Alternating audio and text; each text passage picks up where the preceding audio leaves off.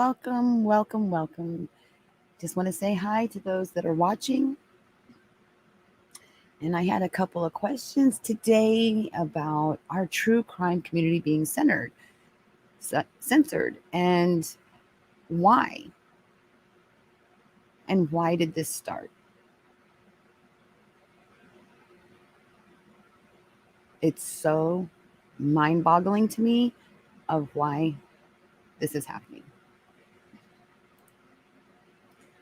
The true crime community has been around for the last, what, 3 years or so. People have taken it to extremes, and then now they're trying to pull in the reins. People are attacking each other. It's absurd. Where do we draw that line for true crime? I'm not really a true crime channel either. But this brings to me some concerning questions about the community that I had been affiliated with for quite some time. And I would like to know what your thoughts and ideas are on this. And we'll be right back.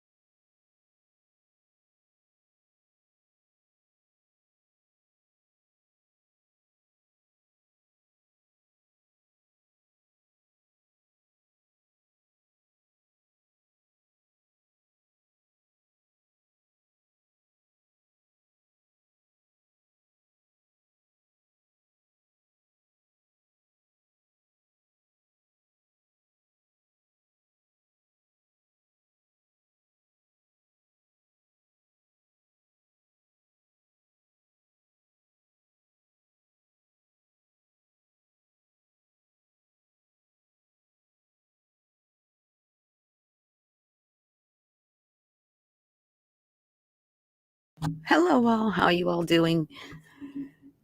So, my topic of today is the true crime community becoming censored, and why. And why have we taken it too far as of today? What is too far? What is too far? So, those of you that are in the true crime community, you go out, a crime happens, and you want to get to the bottom of the story of why the crime happened. What's the history about the people that it happened with, and everything, right? What is one crime different from another crime? What drives you to that crime? What influenced you on that crime? And what I've noticed is crimes that happen in your own area that people aren't covering. Is it because it's not getting them the clicks and views that they want? Is it not getting them the what's the word I'm looking for? Recognition that they're looking for? Is it because it's not a hot topic in YouTube? They're not making the money?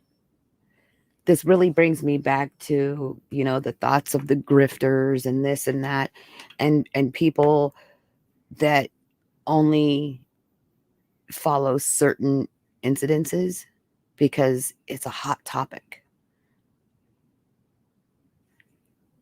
For those that are in the true crime community, how many times do you follow crimes in your own backyard? Why are you following crimes from across the country? Answer me that. Because every state, every town has crimes that are happening daily. People get arrested daily.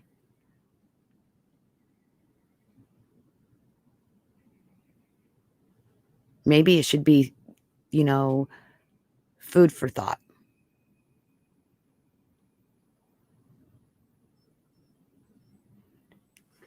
YouTube is meant to be informational, a teaching element, some entertainment.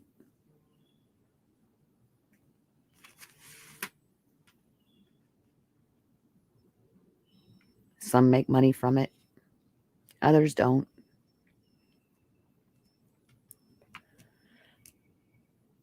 Why is the line drawn when it's something in your own backyard?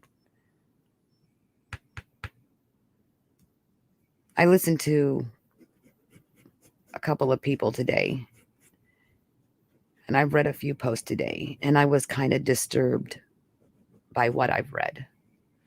I'm really thrown off, actually. Really thrown off by what I've read today. Because if you're in that true crime community, why aren't you following these cases?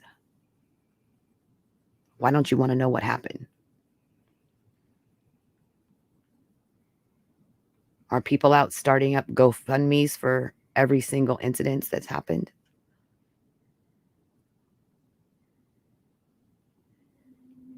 Or is it just someone that's, in your own backyard?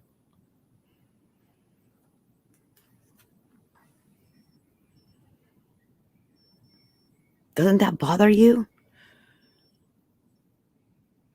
Have you thought about it? Should you be thinking about that? What's the difference in exploiting a family that's across the country and everybody they know, their whole life history, and someone in your own backyard?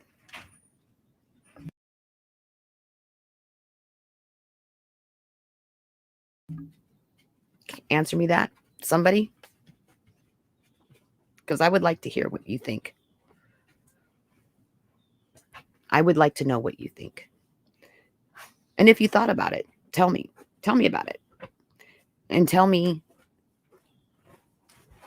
why one situation is different from another. Tell me, because I'd like to know.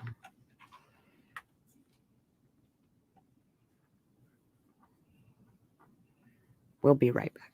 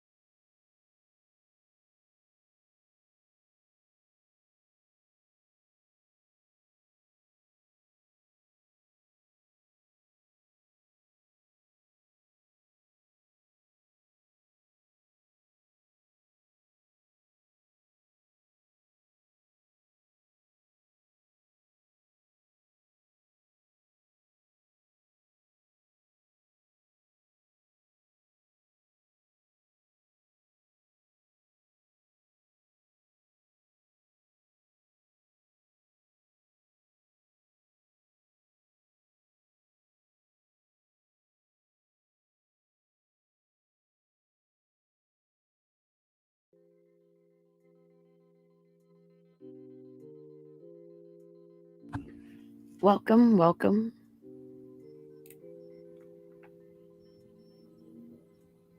Sorry, I'm having audio issues. Go figure.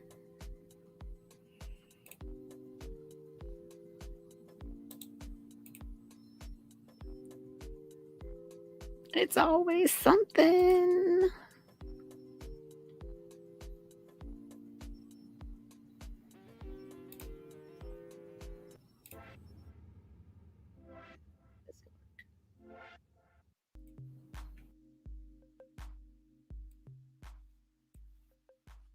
That work.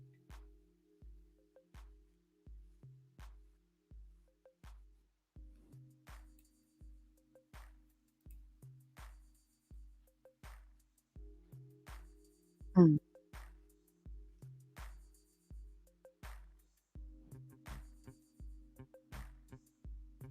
I think it's work.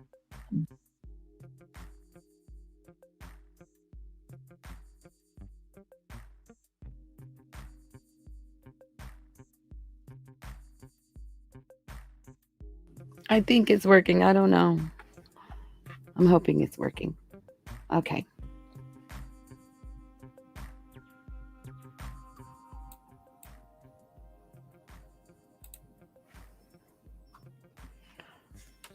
Okay, so back to what I was saying. So, welcome from whomever's watching is so we have true crime creators that are out there posting videos of things they shouldn't be posting.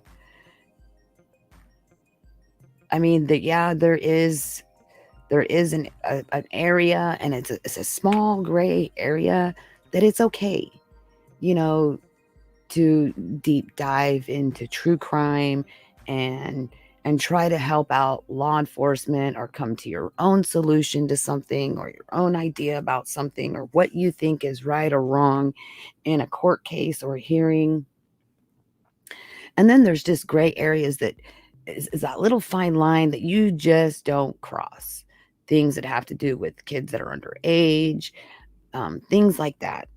And the things that I have seen over the last 6 months has by far blown me away on the moral value of people today. Blown me away.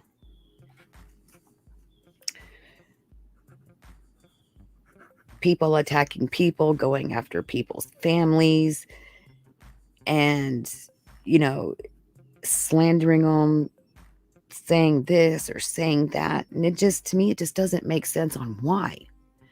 What validation do you get from that? What validation does it up your views? Does it bring more people to watch the chaos? I think I'd rather have 10 people watching me than 50 people watching me argue or bitch about something. Maybe some of us prefer quality over quantity, but I'd rather have 10 people watching me and have a discussion over something than 50 people watching me act like a fool on the flippin' internet. And I'm not talking acting foolish in a funny way, like making funny sounds or wearing a bunny costume, silly shit. I'm talking acting like a fool morally. And I think it's utterly wrong. And I think us as a community are much better than that.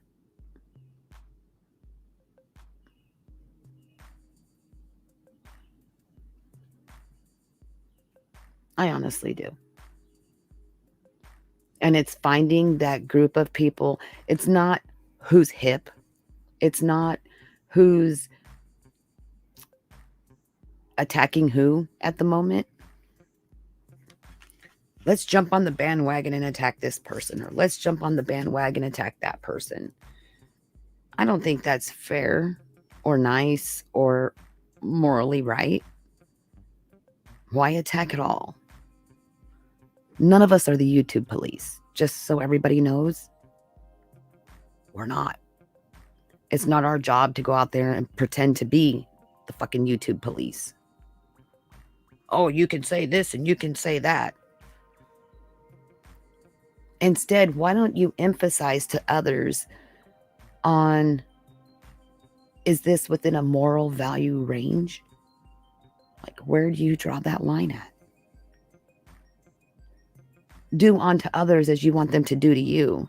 So if you're out there harassing people and doing dumb shit, don't expect that it's not going to be done to you. Because who's to say that that person has moral value? Why don't you teach it instead of condemning it?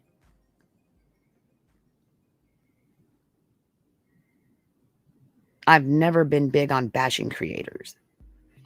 Ever.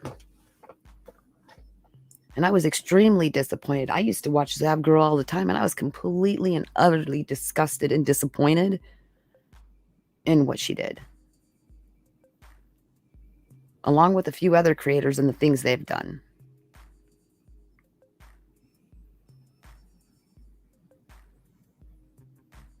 Utterly disgusted. When I know that those other creators have potential to put the bullshit away and do what they came here to do. What was your driving force to be on YouTube? Was it to cause chaos? Or was it to search for missing kids? Was it to fight for rights? Was it to help change laws? What was it? What was the purpose of being here? Did you have one?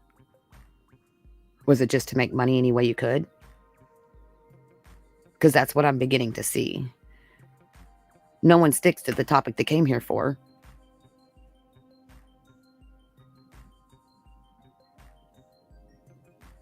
You don't.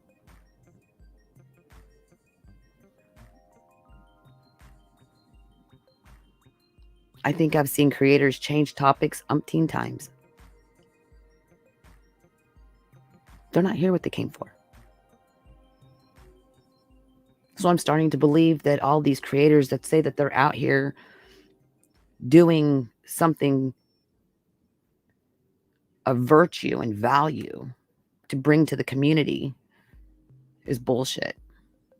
Utter bullshit.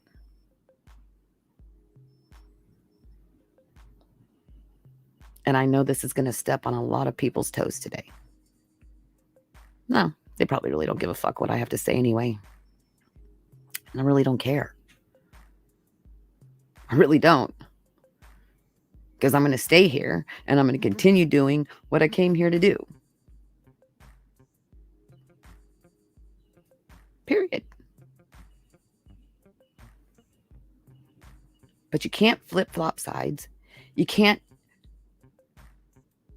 shouldn't even be on a side because it wasn't part of your agenda when you came to YouTube. You came here for a purpose, not those that are watching, of course, because those that are watching are viewers that just enjoy the entertainment or the knowledge or whatever. I'm talking about creators that came here with a purpose. Tell me what your purpose was. And are you doing that thing? Are you still pounding it away at what your channel description is?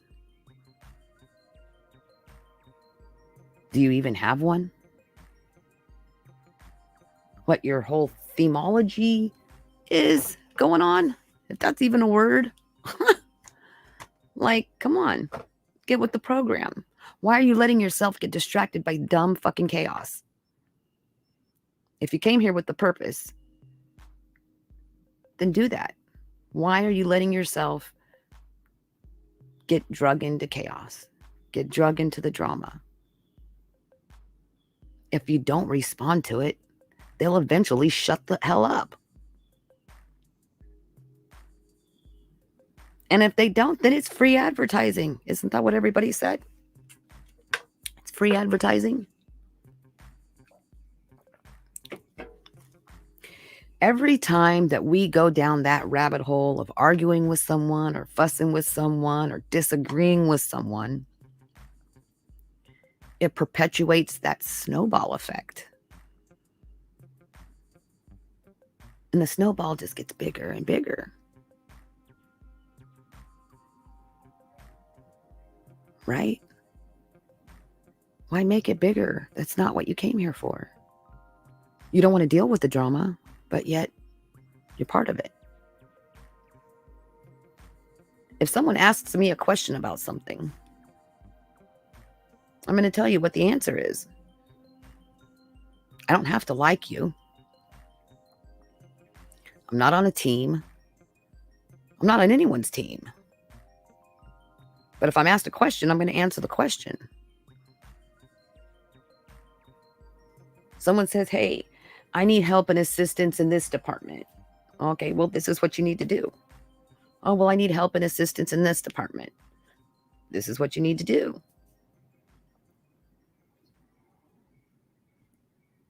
If you're a creator, you should be on your team, promoting yourself, doing what you came here for. Not promoting more chaos. YouTube is such a small element of life, of our life. Like, such a small area. You're on for like maybe an hour every couple of days, or maybe a couple hours every couple of days. And then you have all of your life outside of here. And when you get wrapped up in the chaos, in the drama,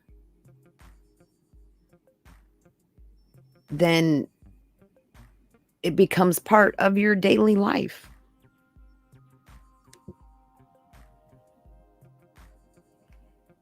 Why let it?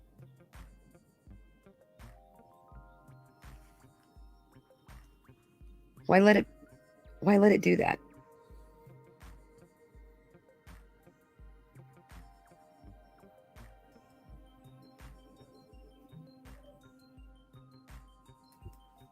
Why? Why not just stick what you came here to do?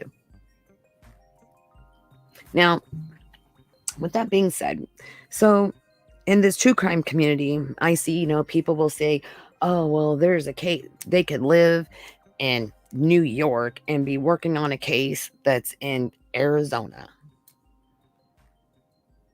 You don't think there's crime in New York? Why aren't they chasing those around? Why not work at it? Why not bring attention to the cases that are in your area that aren't getting that kind of thing, that aren't, being put out there to where those people can get the help they need? And I'm starting to really think it's about chasing money. I've heard this comment, grifters, so many times. And I'm like, what the hell is that? What in the hell is grifting? I had to ask.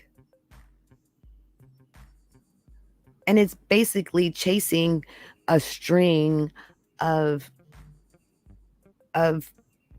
cases that are viral at the moment to make money. I'm like, okay, I get it. I get it. Do you think that's fair to the people that are, going through that same situation, but in your own backyard? I think Miss T, when she gets like alerts and stuff, she reposts stuff from her own backyard. Oh, this is happening in this area. This is happening in this area. I think she's one of the few that I've ever seen repost crime from her own backyard. Everybody else just follows stuff that's viral. I'm appalled. And it's just not something I really want to be associated with. It just so happens to be that the crime cases I do get intrigued by, I believe they do have an element that is part of the domestic violence or the sexual assault or the bullying type crime.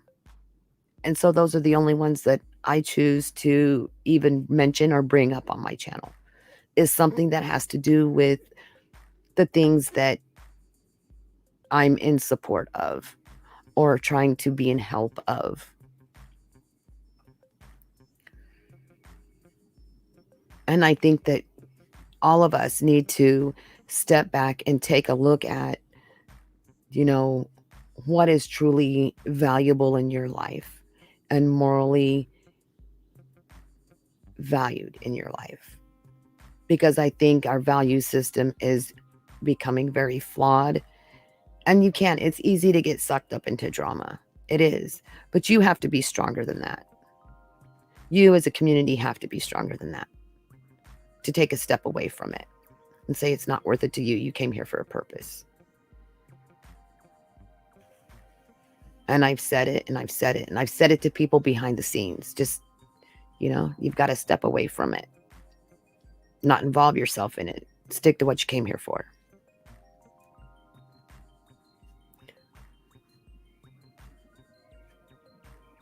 Because I don't want to get on YouTube and see the creators that I used to at one time enjoy watching and see nothing but drama and chaos and bullshit.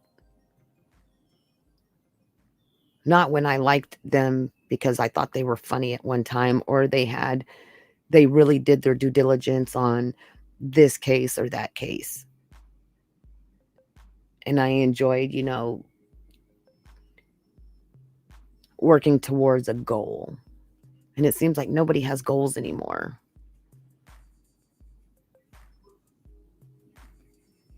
And that's disheartening to me.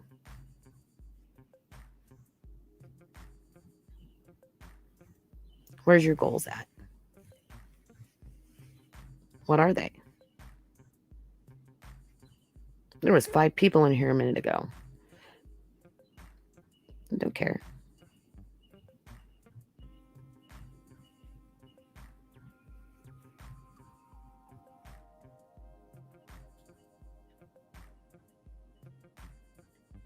They must be kind of stalking or something. People who don't like me because they don't say anything. They just want to make sure I'm not talking about them. Thanks for the hours. Appreciate it.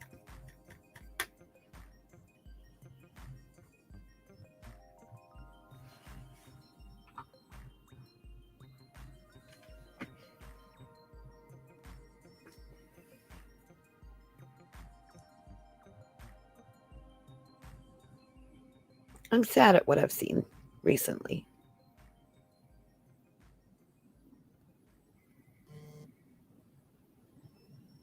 I am.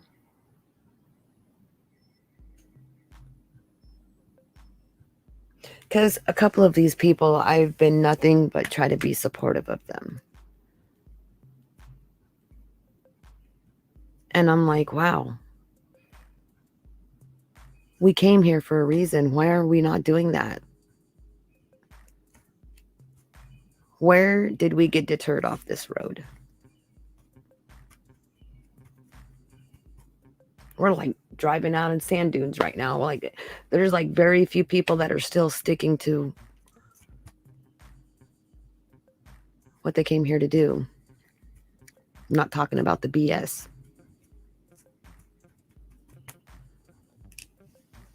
It's only us as a community can make change. And if you're not helping make that change, then why are you here?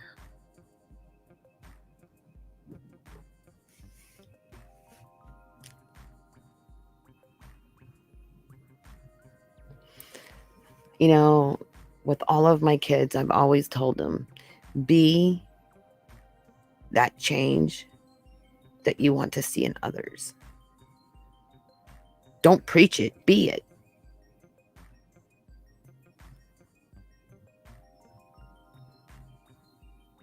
Be it. Be the change. It starts with you. Another person will catch on. It's contagious. Be the change.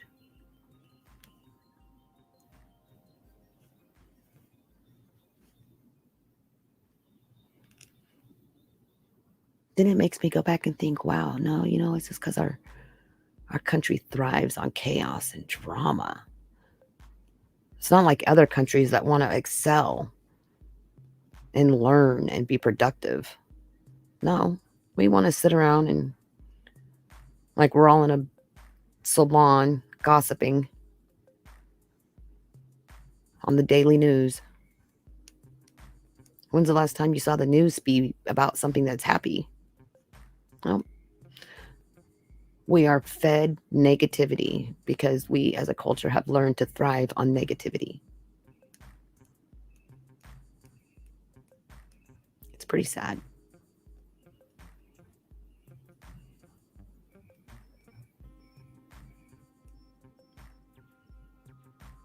With this breaking new case,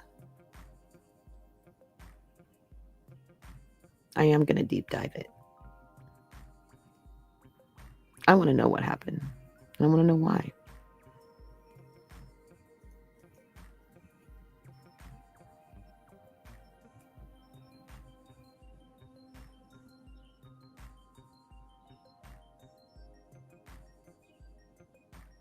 Mm-hmm.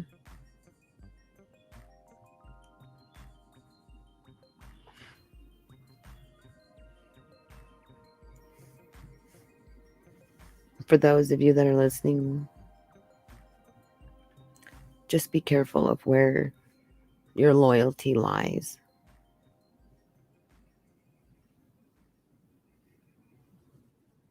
Very careful with that.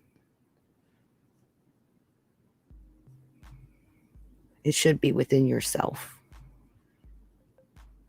and your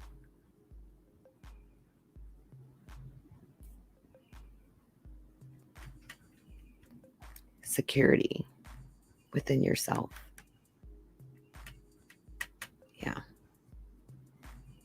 Shouldn't be about what the neighbors think. This person or that person.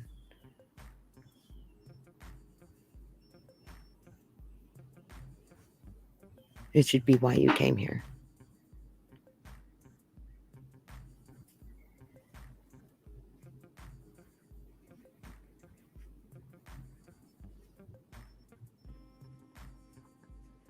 I guess from an outsider's perspective looking in, you see this transition and you're just like, why?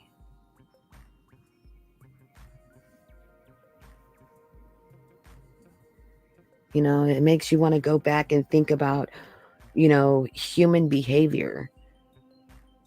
And it is natural human behavior to bond in these cliques. But you still need to put yourself and the purpose you came here first. Yes, we need to have empathy and, for others. It's good. It's healthy.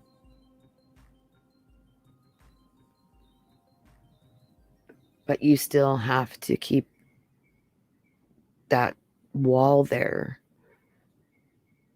of why you're here. Don't get sucked into it. Don't let it. Don't let yourself get sucked into a position that you end up having to, pick a side. That was the most pathetic thing I think I've ever heard. Oh, this person's on this side and this person's on that side. There should never have been sides to begin with. Should never have got that far. The side you should be on is the side of moral value.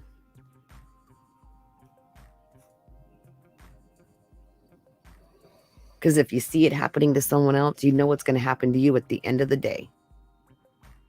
It may not be now, it may not be next week, but at some point, history repeats itself. It's been doing it for eons.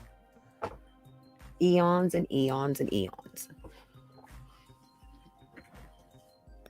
Shoot, I've saw creators that weren't creators that became creators complaining about a creator.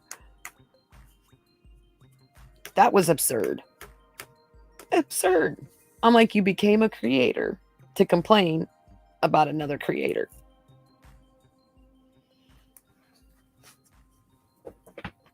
freaking hilarious. So when you're done complaining about that creator, what else do you have? You're going to find somebody else to complain about? This goes back to the whole moral value thing. So now you're starting a trend of complaining. Why not do good in the world instead of like fucking negativity? Why don't you put some positivity in the world instead of complaining? Bullshit.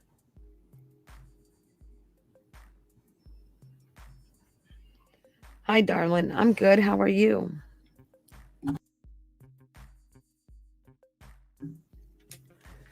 Just a nobody. Everybody is a somebody.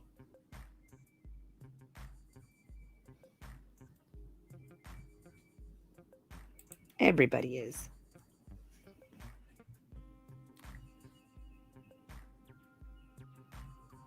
Everybody has purpose for being here on this wonderful planet we call Earth.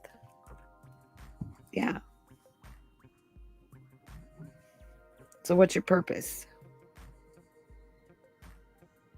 What good are you going to bring to humanity?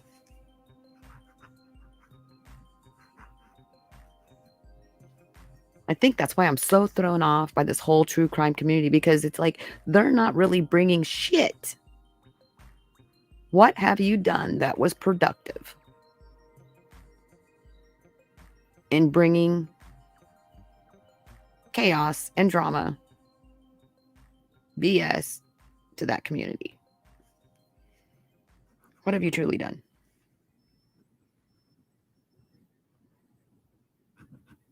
How are you doing today, just nobody?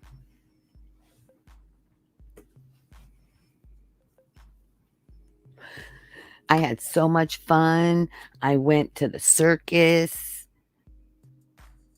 yesterday. Oh, it was great.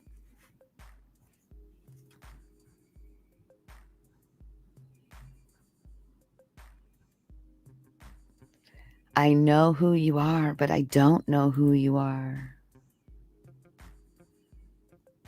Oh. You know who I am, but you don't know who I am. It sounds kind of funny.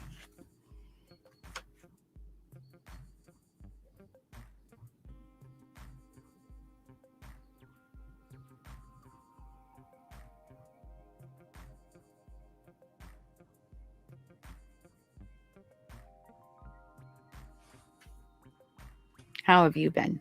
How was your day?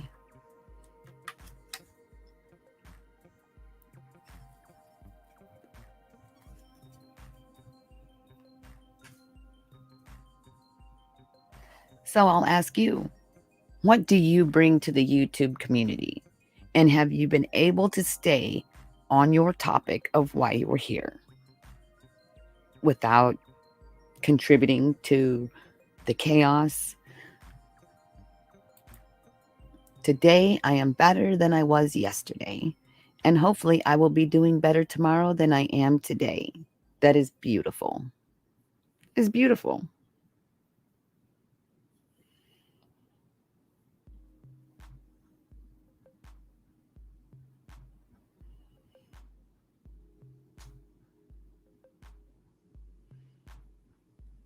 It really is.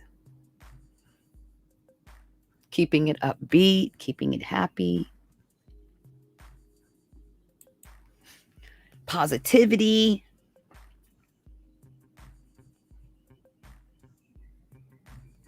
I haven't played bingo in a while. I'm going to have to set up a bingo session.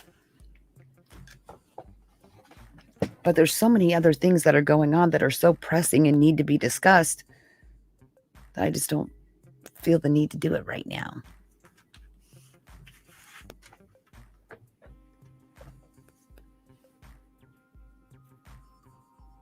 So, just nobody, do you know anything about the true crime community? Has any one true crime creator ever solved a case? I stole that saying from the person. I stole that saying from the person that I really am.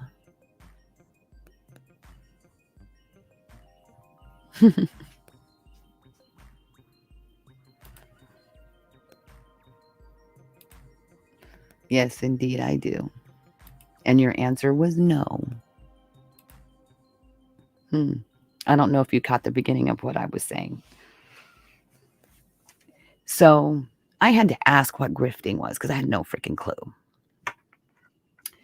And my question to the community was, why are these people only following crimes that seem to be extremely popular on YouTube? Like, I'm sure crime happens in their own neighborhood. So why are they not saying, oh, Billy Bob Joe just, slaughtered his wife?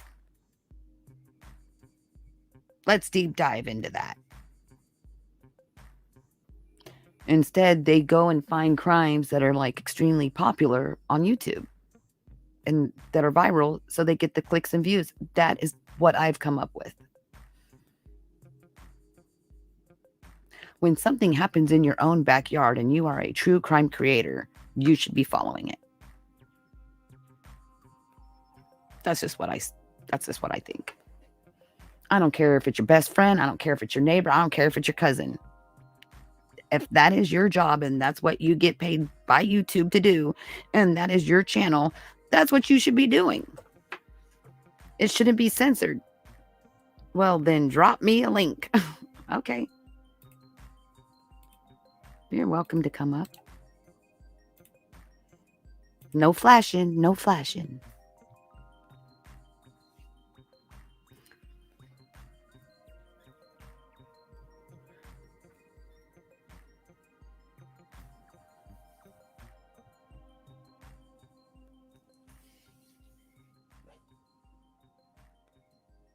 Yeah. So, yeah, that's what I've been pondering. I'm like, if I come across, these situations with kids where they're being abused or, other situations that are within my realm, I don't care. I'm going to start with what is right here, right in front of me right now and in my location.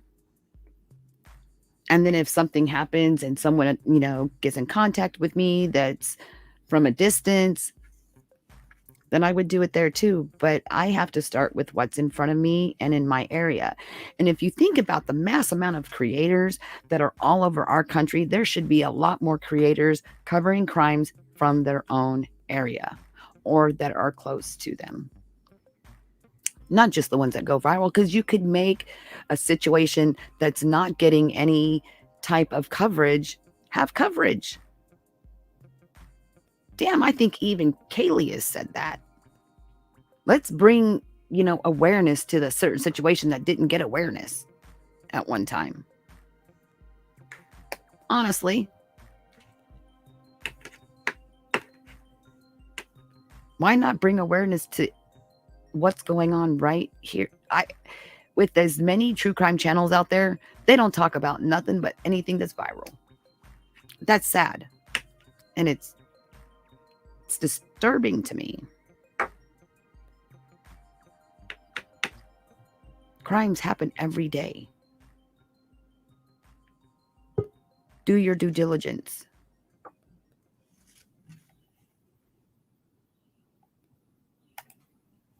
Hiya, darling. I know who you is now. I'm doing good. Hold on, let me change my output because it's going to reverb through my mic. Because I had it on speaker. There it goes. So you know what I'm talking about when it comes to the chaos and the drama and the bullshit. I sure fucking do. I know all that firsthand all too well, man. There's some real low life pieces of crap on here, man. So I have a question. You don't really do true crime, but you're familiar with it. So say you know how these communities are run, right? Yeah. So say you have a cousin and something happens. and you study true crime, and this is what you put on YouTube as you're a creator for that topic, would you cover it? No. Why? Honestly, because I think I'm not going to judge you for it. I'm going to ask you why, because where does that line drawn in the sand, as far as why is it censored when it comes to someone that's close to you versus someone that's at a distance that we could tear apart their life and assume that they're pedophiles or they're drug addicts and cause pain to these people that we don't know, but you wouldn't damn do that to your own family or your own friends. See, I guess I kind of maybe took your question a little bit differently than you asked it. Like, I'm not. I don't cover the true crime as in like the YouTube definition of true crime, but I do cover true crime shit on my channel. So, if I did do true crime, I wouldn't do true crime. I wouldn't, honestly. Like, I think the YouTube community and these YouTube detectives, I think they end up doing more damage to these investigations than they help at all, really, to be honest with you. I mean, there are some good ones out there. Don't get me wrong. There are some good ones out there. But like this JLR dude, okay? Like, I'm not trying to throw anybody out under the bus or any of that shit, but yeah, I don't like him either. I'm not a fan of JLR.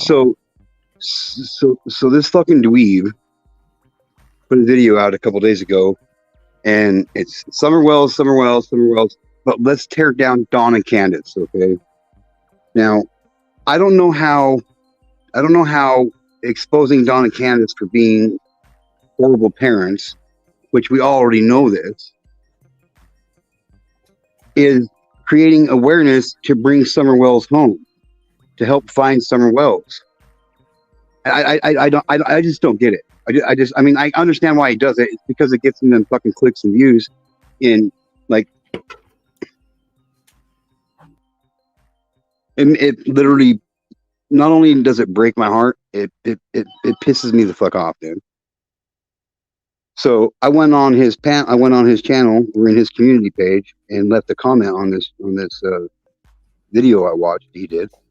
I'm like, can anybody in this community tell me at any point in time during this whole entire video where this is helping to bring Summer home? And not one of them could tell me a single point there. Just that we need to know all this. If we're gonna help find Summer, we need to know everything about these people. Why? Mm-hmm. Exactly. Understanding that Dawn and Candace probably should not have had kids. I think we all understood that almost 2 years ago. And completely beating down somebody or a couple of somebodies after they've already had their daughter come up missing. And I stand behind my original thought on what happened to Summer Wells. I'll never change it unless it gets proven differently. But they're just not. They've done more damage to the fucking case than anything else. Mm-hmm. I think a lot of creators have. Yeah. And what they don't get is, they're like, well, law enforcement hasn't released this and law enforcement hasn't released that, and we don't know this. Because you're not law enforcement, fool. Yeah. Well, why won't they? Because they don't fucking have to release it. They don't. And they're not going to release something that would be detrimental to the DA winning the case. No, they're not. And I catch shit all over YouTube for what my opinion is on what I think happened to Summer Wells. And most people are right off the bat, they're like, nope, absolutely did not happen. I think it has something to do with a sexual assault.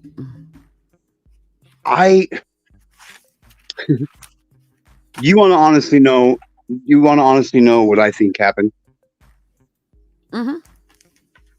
Okay, so on the one recording where Candace says that she went on a run or whatever the fuck. Okay, well, from my experience in life, there's more than one kind of run a person can go on. You can go on the physical run where you're exercising your body.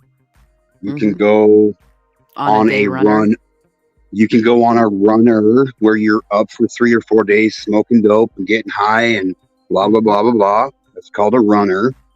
Or you can go on a. I got to run to my dealer's house real quick and get a new bag because I don't want to Mm-hmm. come down yet.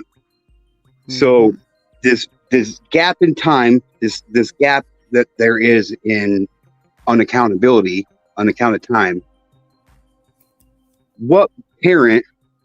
Okay, first of all, their lives are going to get taken in and torn apart, regardless of whatever. So, what parent is going to want to admit that they went to go re up from their dealer's house? And maybe they sat down at their dealer's house and took a few fucking hits, took a little bit of extra time. Now, now, I think when Summer went in the house and the boys were upstairs playing, and then Summer went downstairs. Candace went down the driveway. Candace told Grandma, "Hey, I'll be back. I gotta go run real quick." Okay. She takes off. Summer comes out the back door. Where's my mom? Can't see my mom. Walks to the end of the fucking driveway. Somebody was there. Somebody was driving by and had an opportunity to fulfill some kind of dark fantasy that they've had for a long time. Pulled up, grabbed her, put her in the car, and drove the fuck away with her. I honestly think there's only two people on the face of this planet that happens to know what happened to Summer Wells, and that's Summer and the person that took her. Candace don't know. Candace don't know. Dawn don't know. Why do I say this? Like the tracking dogs, Summer Wells' scent ends at the bottom of that fucking driveway. If something would have happened to her On that and property, they would know. on that property, they would know because that scent would be there. Now, Mm-hmm. if somebody packed her, then they wouldn't have been able to follow her scent all the way down to the fucking bottom of the driveway to the road because her scent wouldn't have been. Scent gets transferred from physical touch to the ground. That's how the scent gets transferred. If she's not physically touching the ground, there would be no scent. So for me, that eliminates an accident happening on the property Or on the road. or on the road. Why I'm not trying to sit here and badmouth Donna Candace because that's not the type of person I am, okay? Because I'm not. But You know as well as I do. Think of all the other kids that in the last couple of years that have come up missing or something's happened to them. There has been evidence found. Those parents would be incarcerated on a hold if they thought they did it. they had Don in custody for almost a fucking year, and he walks out of jail. If anybody thinks for one moment that they didn't sit there and continually fucking pound and grind on him for months on end before they look, police are relentless. Okay, Don and Candace and Grandis, they do not have. And sorry, I'm not trying to sound rude, Don and Candace. If you ever hear this, don't take it that way because I'm not. They do not have the mental capacity to pull off something of that stature.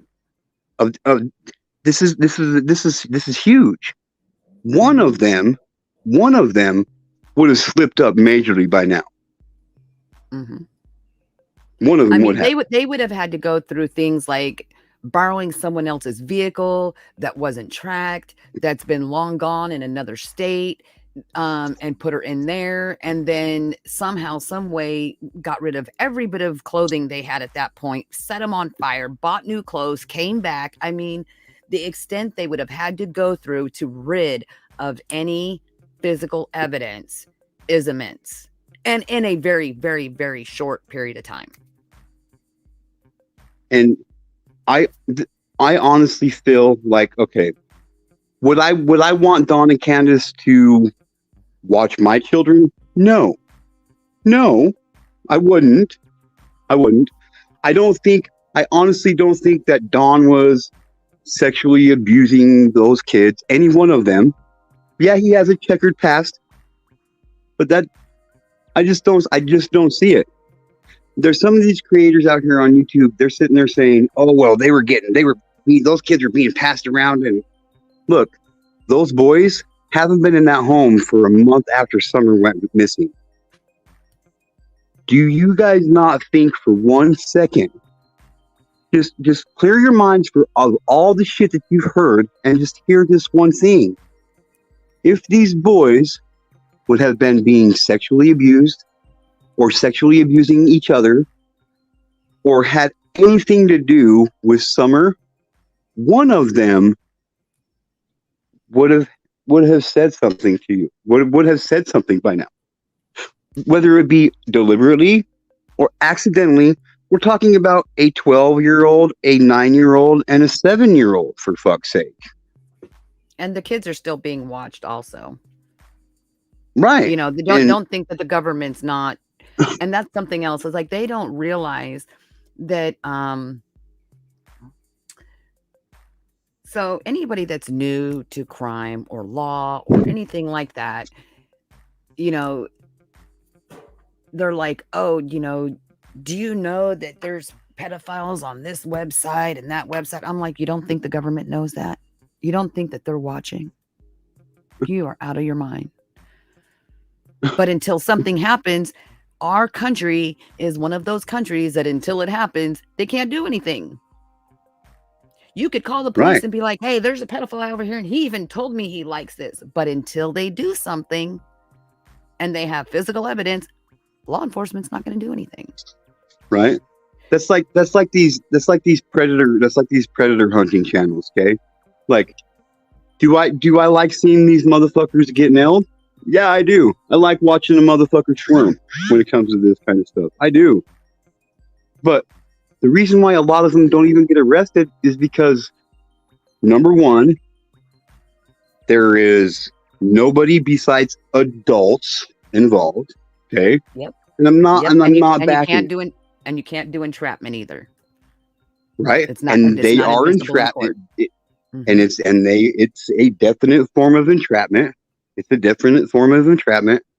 And in order for there to be a crime, there has to be a physical victim. Mm-hmm. Somebody that's 25 years old, 30 years old, posing as a 12 or 13-year-old child is not a physical victim. Now, I'm not saying, because you know me damn good and well, Inky. I'm not saying that makes it right for these guys. Yeah, they should be exposed. Yes. But this country, we have a judicial system that was built on a certain set of standards and guidelines, and it's not to waver from that. We can't. We have to follow what the guidelines and the rules of the law are, because if we didn't, it would be utter chaos. Yep.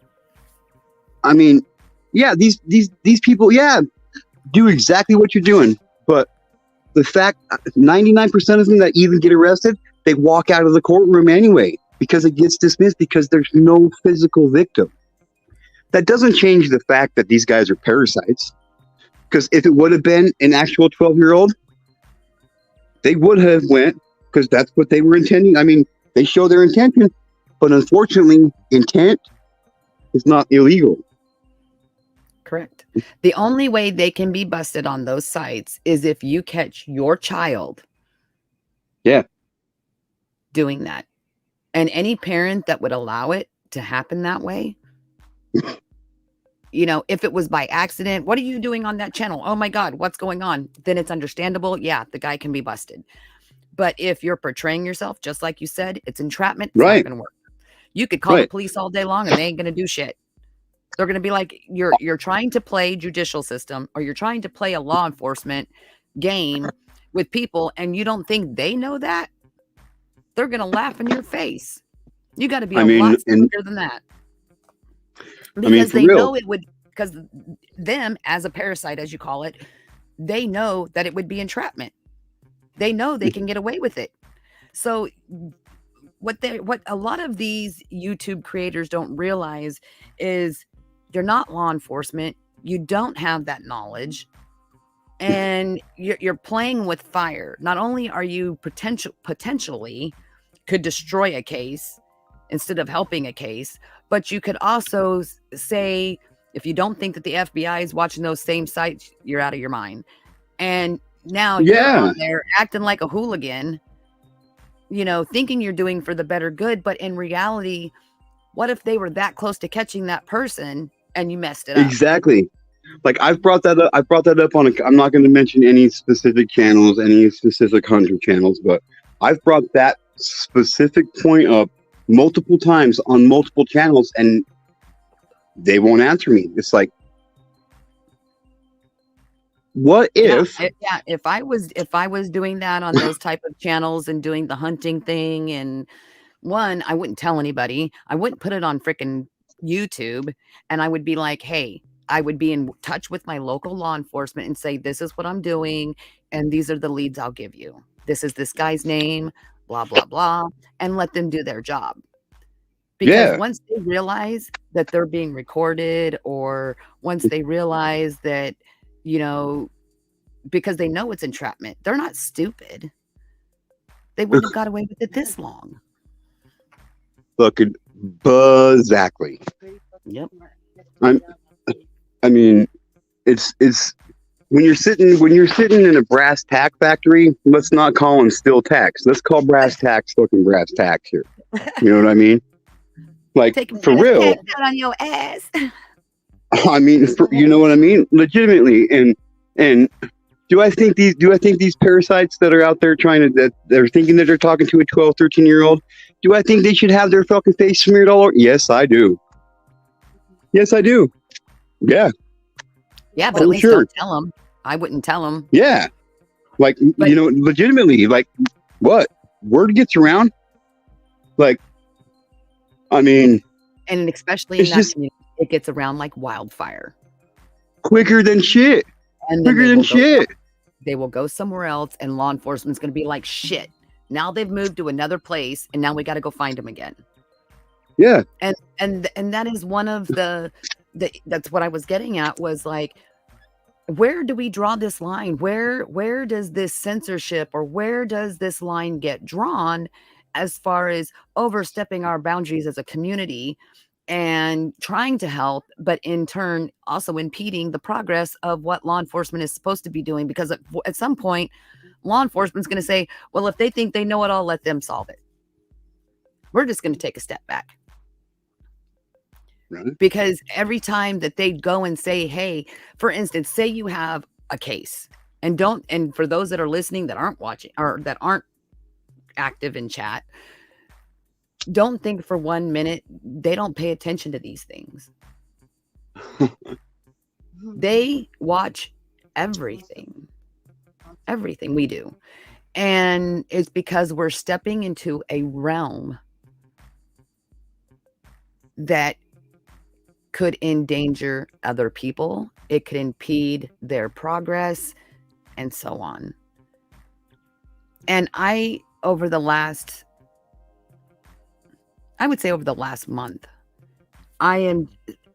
over the last 2 weeks, I am like beside myself of the things I've seen recently. There's been creators that I started watching because I enjoyed their shows and they were funny. They became drama. There's creators that were really in tune to the true crime thing, but they didn't overstep the boundary of you know, they would take the information that was given by law enforcement for us to dissect, right? But not contacting, not going to these places, not contacting these people is not our job. Unless you get the permission from law enforcement to do so. Because then you're tainting witnesses. Yeah. You know what I mean? Like there is that line, and that line, if people don't stop, we will be banned from being able to do this. Yeah, the federal government don't fuck around. I'm not really a true crime channel. I don't go out there and follow any and everything. I only follow things that have to do with my subject topic of my channel.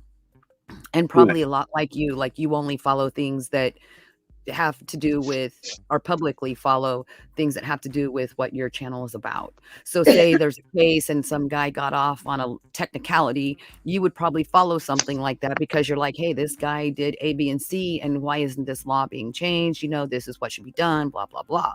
Right? Right. But others don't know where that line is. And for instance, like, I loved Zab Girl because I never thought she took it really too far. She was a little long-winded, or she would kind of like drone on for long periods of time. But outside of that, she had a good following, you know, and it didn't seem like she overstepped those boundaries. And by her putting the baby's pictures online, to me, that was overstepping a boundary. It wasn't out there for public knowledge. Court system, and it's not out there for fucking public knowledge for a fucking reason. Yeah, it's a child. Yeah. I mean, you got to remember. Children are not yourself, you know. I mean, if one of my kids deceased, I would lose my shit if someone put their pictures dude, all I'm telling. over the web. I'm telling you, that squirrely little fucking puke, fucking JLR. Oh, I'm telling you right now. He wouldn't be having his little squeaky voice he's got right now, because I'd have fucking crossed paths with him by now, and I'm telling you what, only one of us would have been walking out of that bar. You know what I mean? It's absurd. Straight up, like, you're gonna sit there and expose you're gonna expose my daughter, fucking hurt the investigation, and make fucking book.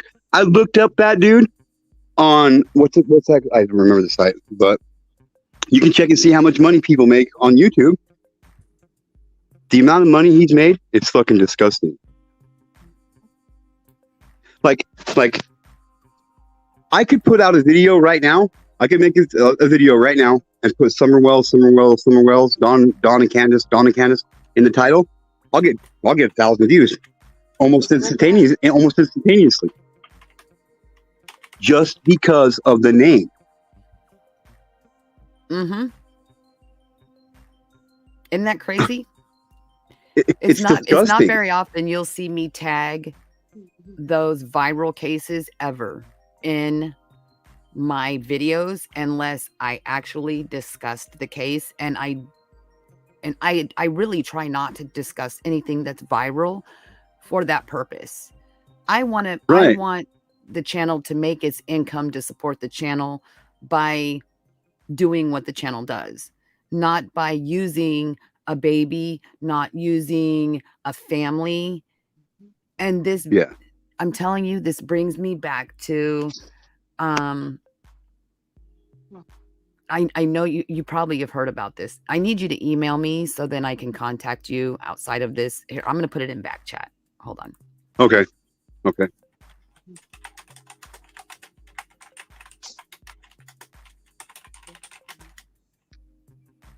My wife says she totally agrees with you 100% already, so just so you know. Can you give her a little kissy for me?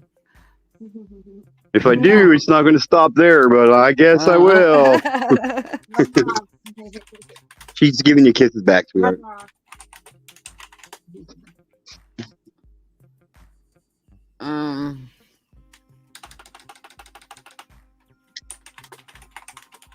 I love hearing a keyboard pounder like that. Like, I'm an authentic keyboard pounder. Like, I hammer those keys, man. You hear every single one of them, guaranteed. So it's good to feel. It's good to feel I'm not the only one left out there that's got. My computer teacher called it stone fingers. Quit using stone fingers. I'm like, I'm fucking You stoned. know, What other kind of fingers am I supposed to fucking use? it's funny too because I have long nails, so you probably hear it. It's like ting ting ting ting ting ting ting. Um, let's see. Wait, I'm trying to think about how to word this.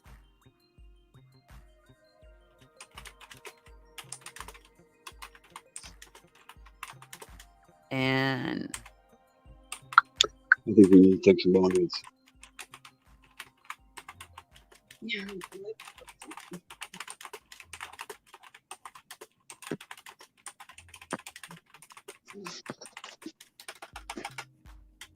Fuck, how many words a minute can you type at fucking 600 or what? Damn. I'm still a There you one go. finger type of guy, you know? Oh, I didn't. Hold on.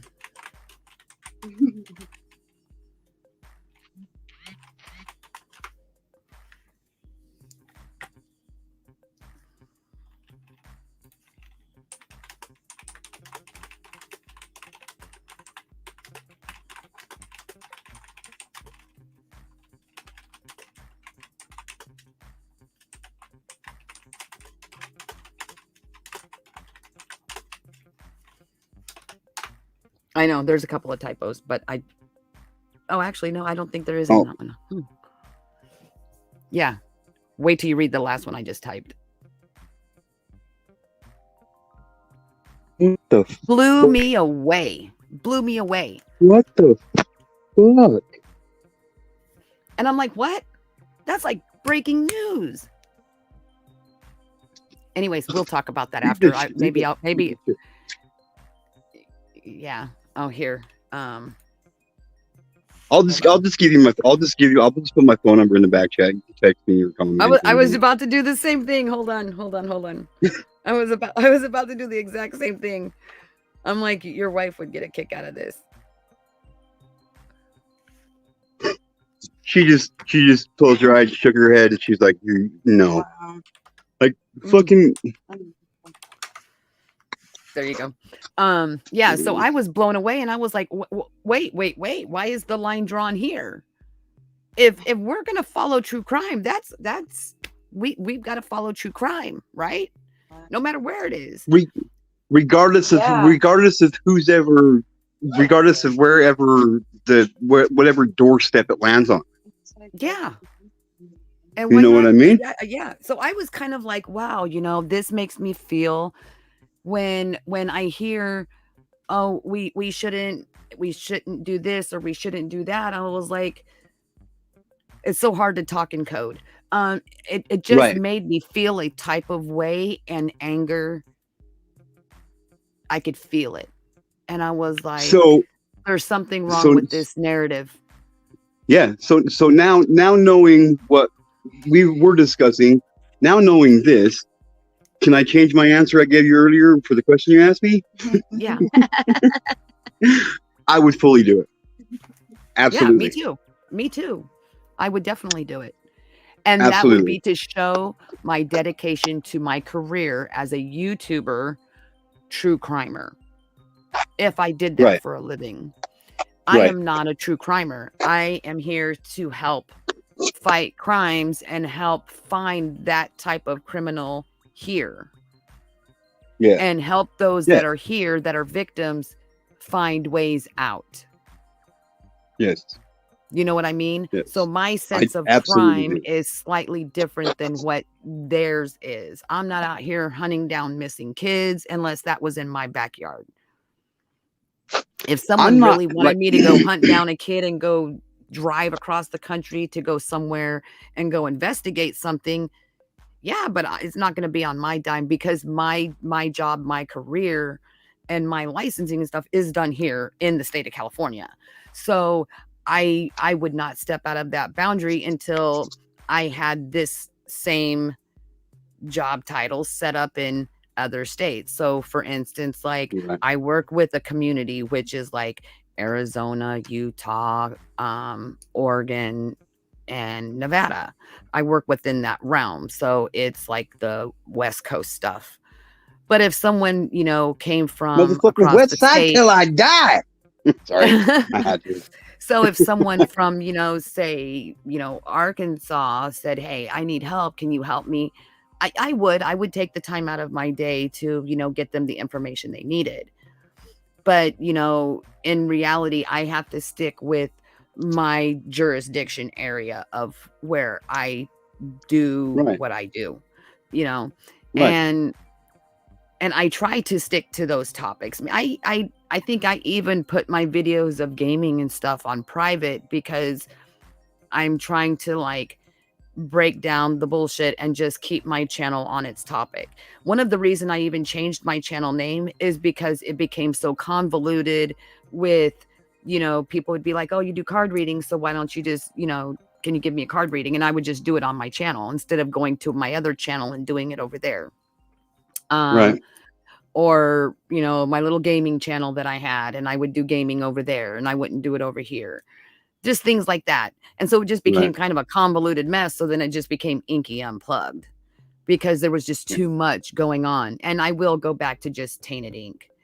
But I kind of like the Inky Unplugged. It should be Tainted Ink Unplugged. Um, where I love you that. I can. love Tainted Ink. I love Tainted Ink, dude. So do you know where I got that name at? I don't. I was So gonna ask you, but okay. So when you get into a relationship with somebody and you get married and then you don't realize that the relation is so toxic, you know how you have to uh, sign your marriage certificate?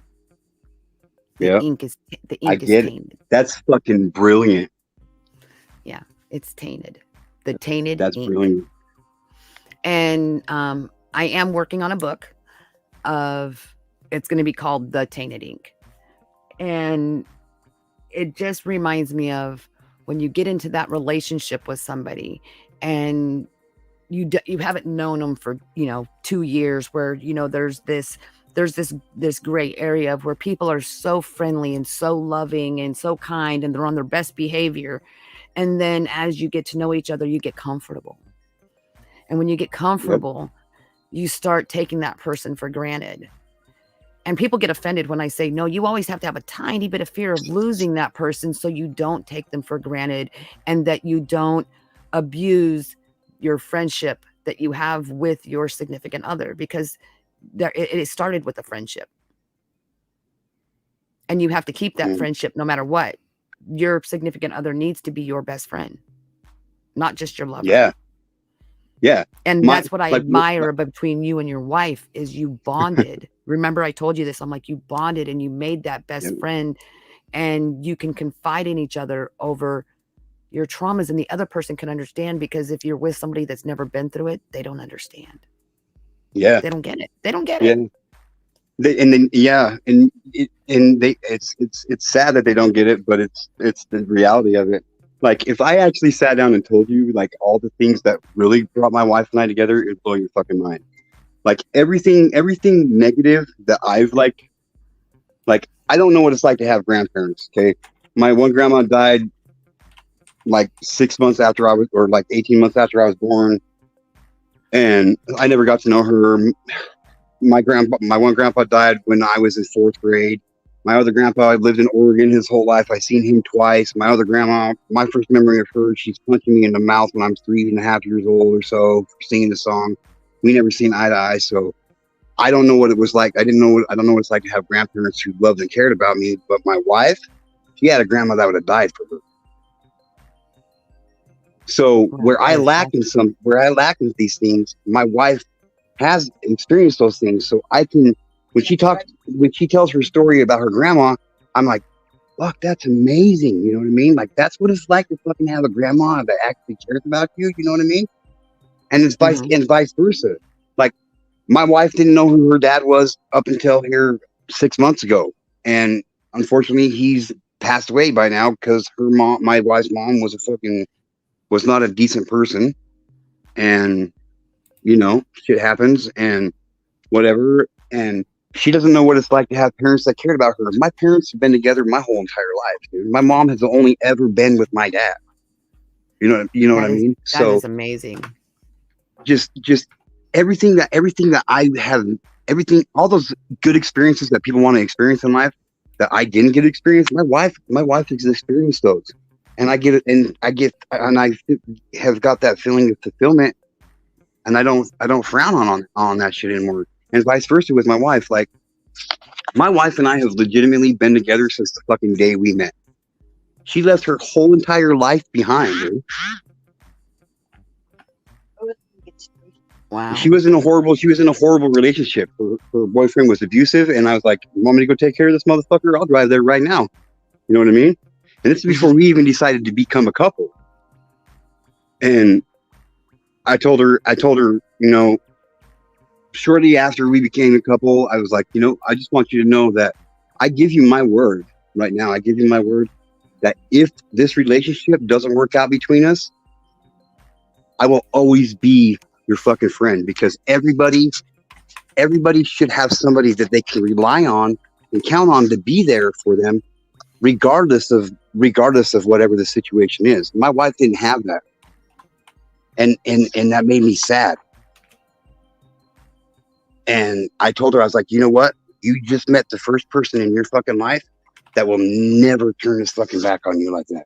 You will always be able to. And if my wife and I separated right now, she knows that I'd still be here for her, regardless. That is amazing. You know what I mean? That is amazing. Because I gave her my word I would, and that's one thing I will never do, is break my word for nobody, man.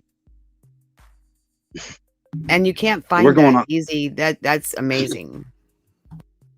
Yeah. Yeah. Fucking, like, when I say my wife is my everything, dude. She's my best friend. She's my lover. She's everything that I lack. She's everything that I want to be. She's my everything, dude. Wow. Like, I will never. When you're in a good relationship with somebody, if you have kids, people are like, "Oh, your kids got to come first." Well, you're kind of right, but you're not really right. Like, in the grand scheme of things, I will spend more time with my wife than I will my own parents, than anybody else in my life. I'll spend more time with my spouse than even my own children, because we only get them for the first 18 years of their life. Well, we're going on 18 years. You know what I mean? Like, if there's one thing that I need to make sure stays strong, that's my relationship with my wife.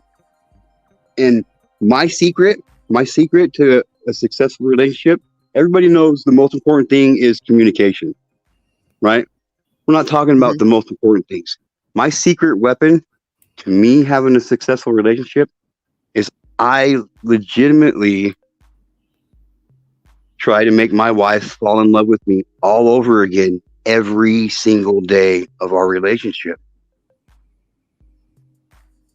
I haven't always been successful, but I've been pretty fucking good at it. You know what I mean?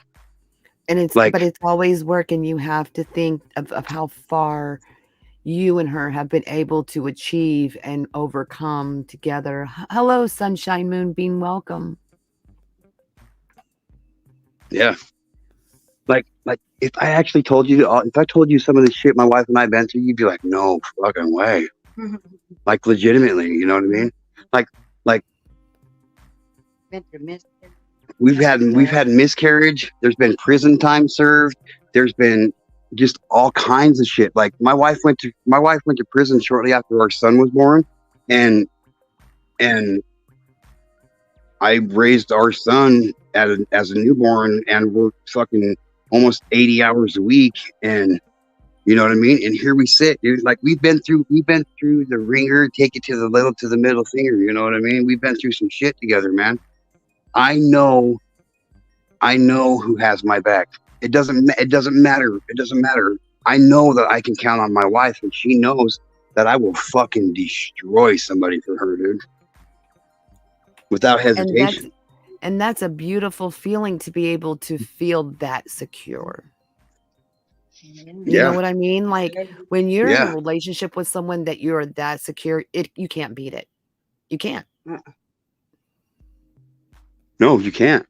You can't. Like I know for 100% fact that my wife will never stab me in the back. I can hand her the knife. I can hand her the knife, take my shirt off, and turn my back to her, and give her the golden opportunity to do it. And she put that knife down and say, "What the fuck are you doing, babe?" Like we don't call each other by our names. Legitimately, we have one friend. He calls us the babes because for 18 years, that's babe. Even when we're arguing, when we get in our arguments, I'm like, babe. You know what I mean? She's just my babe, man.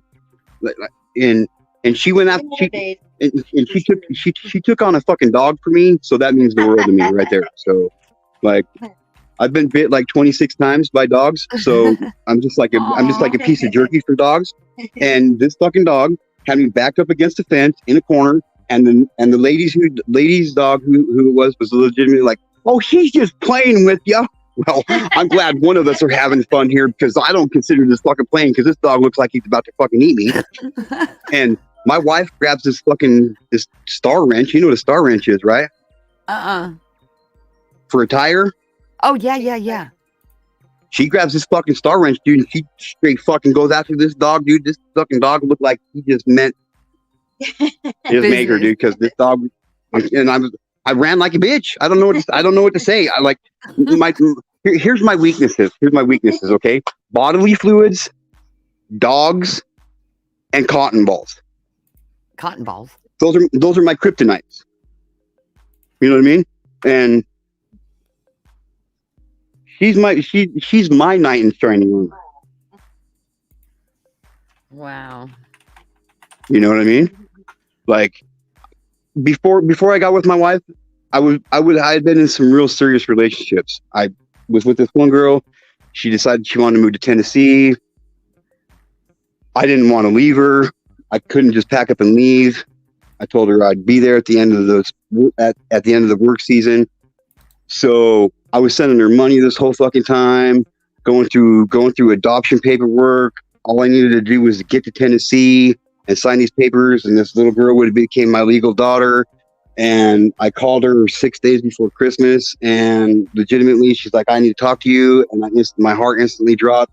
And she's like, "I've been seeing somebody this whole time because I didn't think you were going to be coming." I'm like, "What the fuck?" You know what I mean? Like I've had my heart ripped out many times. So after that one, I became a slut, really. You know what I mean? Like I've only ever really been in serious relationships except for a small period of time. And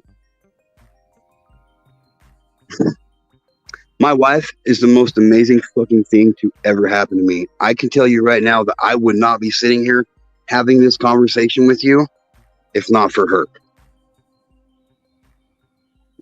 Mm-hmm. That's awesome You know? that you guys are able to be that close. I mean, anything I've ever came across, like, the stories that you've told me about you both, is just, to me, it's an amazing relationship. The ability to have someone that you can confide in that deeply and that privately. Most of the time you get into, what people don't even get is most of the time you get into a relationship, you're afraid to tell them how you wiped your ass. More or less tell them something that personal. Yeah.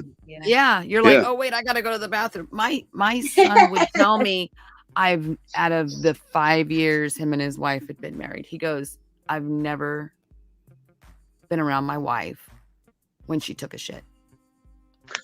Okay. Check this out. He goes, "I swear, Mom, she must wait till I go to work because she refuses to ever do it around me or in my presence where I've ever known it." And the whole time they've been together. And I'm like, "You've never accidentally been went into the bathroom after her or something?" He goes, "No." He goes, "I think her body just absorbs it because I've never, ever, nothing." That's a shitty relationship. I'm like, there's no way. Yeah, I'm telling Look, you. look, my parents have been married since 1977. Okay. My dad will be 74 fucking years old in January. My dad and my mom have never shit in the same room together. Never. They need to make I'm like, adjoining how is it? bathrooms. They've never been in the same or went in the bathroom while they were taking the bath. Really, Like, the same like bath. until here recently, my mom's had to start going in the bathroom and helping my dad take a bath because they don't have a Mhm. shower. They have a really old house, whatever, blah, blah, blah. Up until here recently, my mom and dad hadn't even been in the same bathroom with each other. Like they wouldn't go in the bathroom. Legitimately, I'm like, what the fuck? Like when I first got with my wife, dude. Like, hey, people fart, people burp. Every one of us do it. I don't care how glamorous you are or how fucking nasty you are. Every single human being does it. Well, I busted ass in bed one night. She's like, "Oh my god!" I'm like, "What?" Like, I'm sure there's going to be a point in time that you're going to have to fart and what? I'm like, oh no. She's like, "Oh, and what?" Now I'm just like, and just let it go. within a matter of a couple months, she was just farting. You know what I mean? Like, what? This is who we are. Why try to hide it? I don't. Everybody takes a shit every day. Everybody farts every day. Everybody burps you know what I mean? Like these are natural things we all fucking do, and I don't understand. Like what? I mean, I'll sit right there on the toilet and do my business while my wife's taking a fucking shower. Like what? When I gotta go, I gotta go. I'm not waiting for you. I'm not waiting for a girl to get up out the motherfucking shower so I can fucking relieve myself.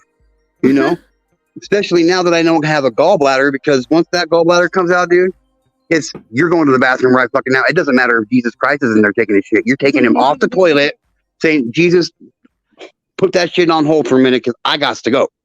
You know what I mean? Like, I don't know what else to say. Like, what? This is gonna be Jesus take the wheel in a minute.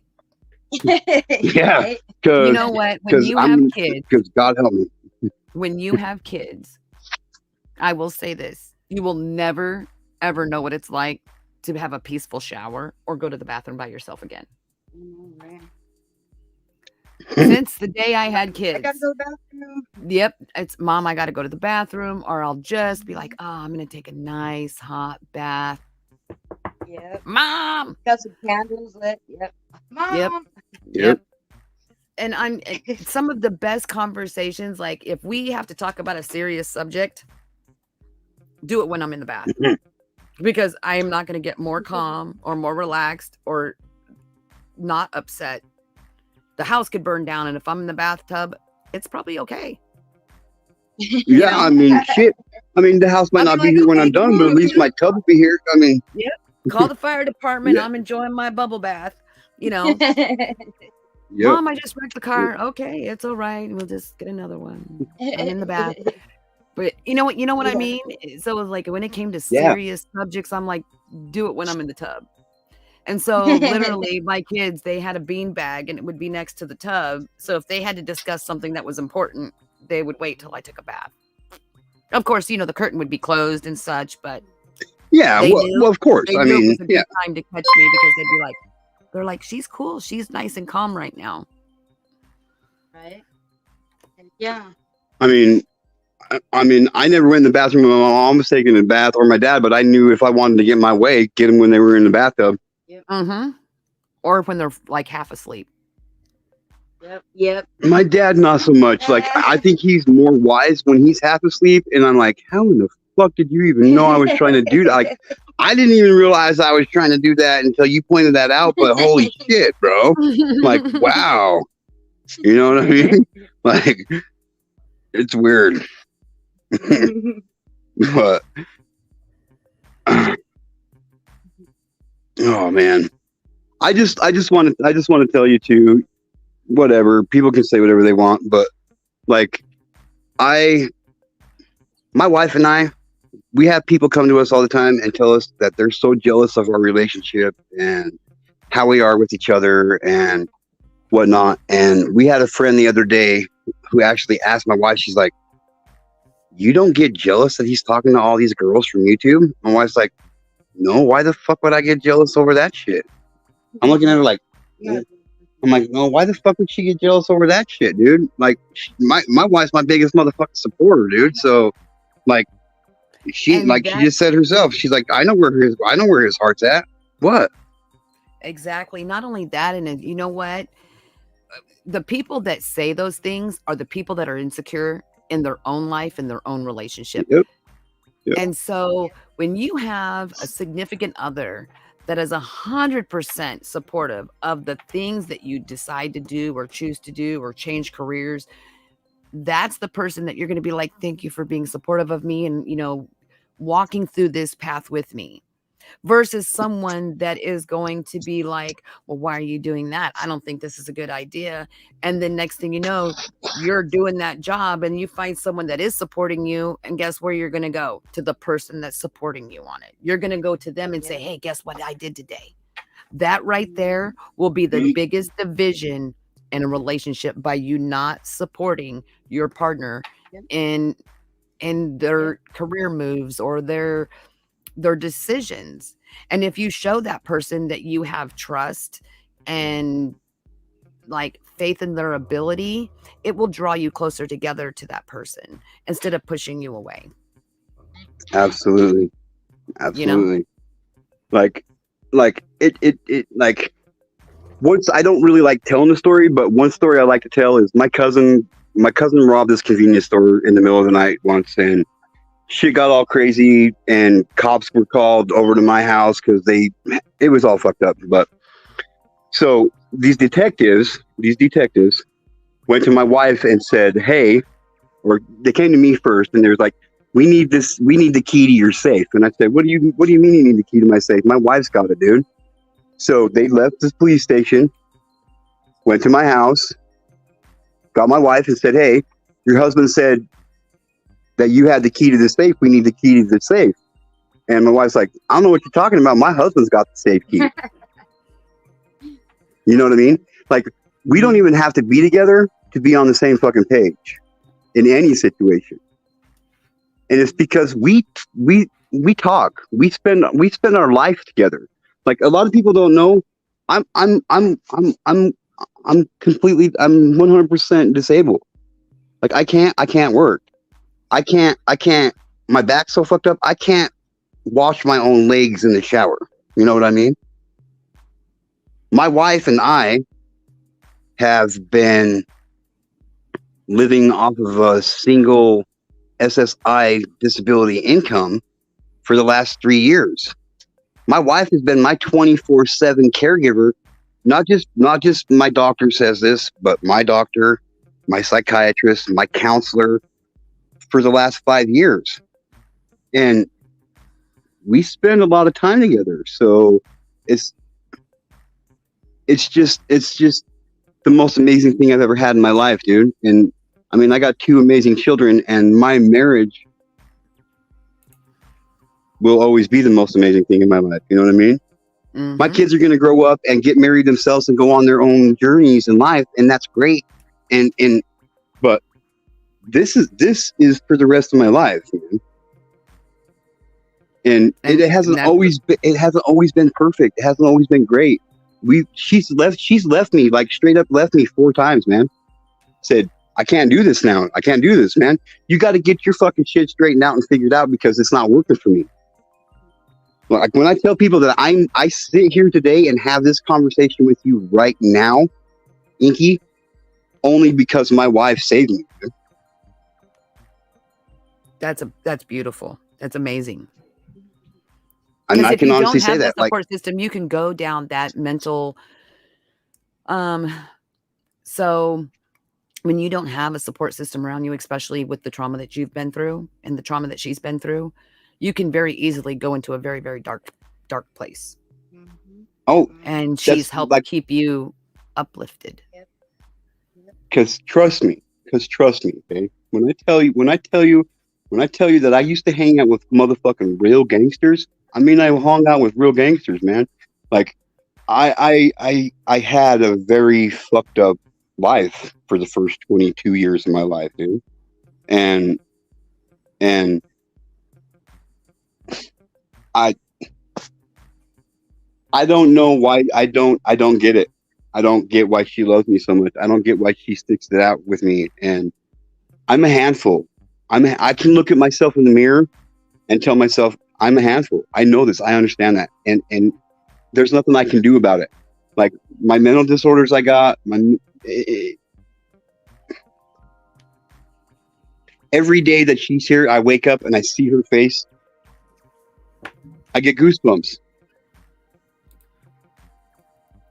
You know what I mean? Like Yep. the day that she told me that she was late for her period, I was like, "What the fuck you mean you're late for what? You don't have a job." I'm like, "I'm late for work, but what are you late for?" She's like, "I'm late."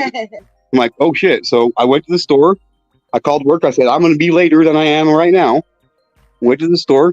I got 3 pregnancy tests because you can't ever be too sure. So she went in the bathroom. She went in the bathroom and did her business. And while she went and did her business, I sat down on my bed and I prayed to God and I said, "God, please let her be pregnant." Aw, that's so sweet. I propo- I proposed to her. I asked her to marry me 2 weeks after we got together.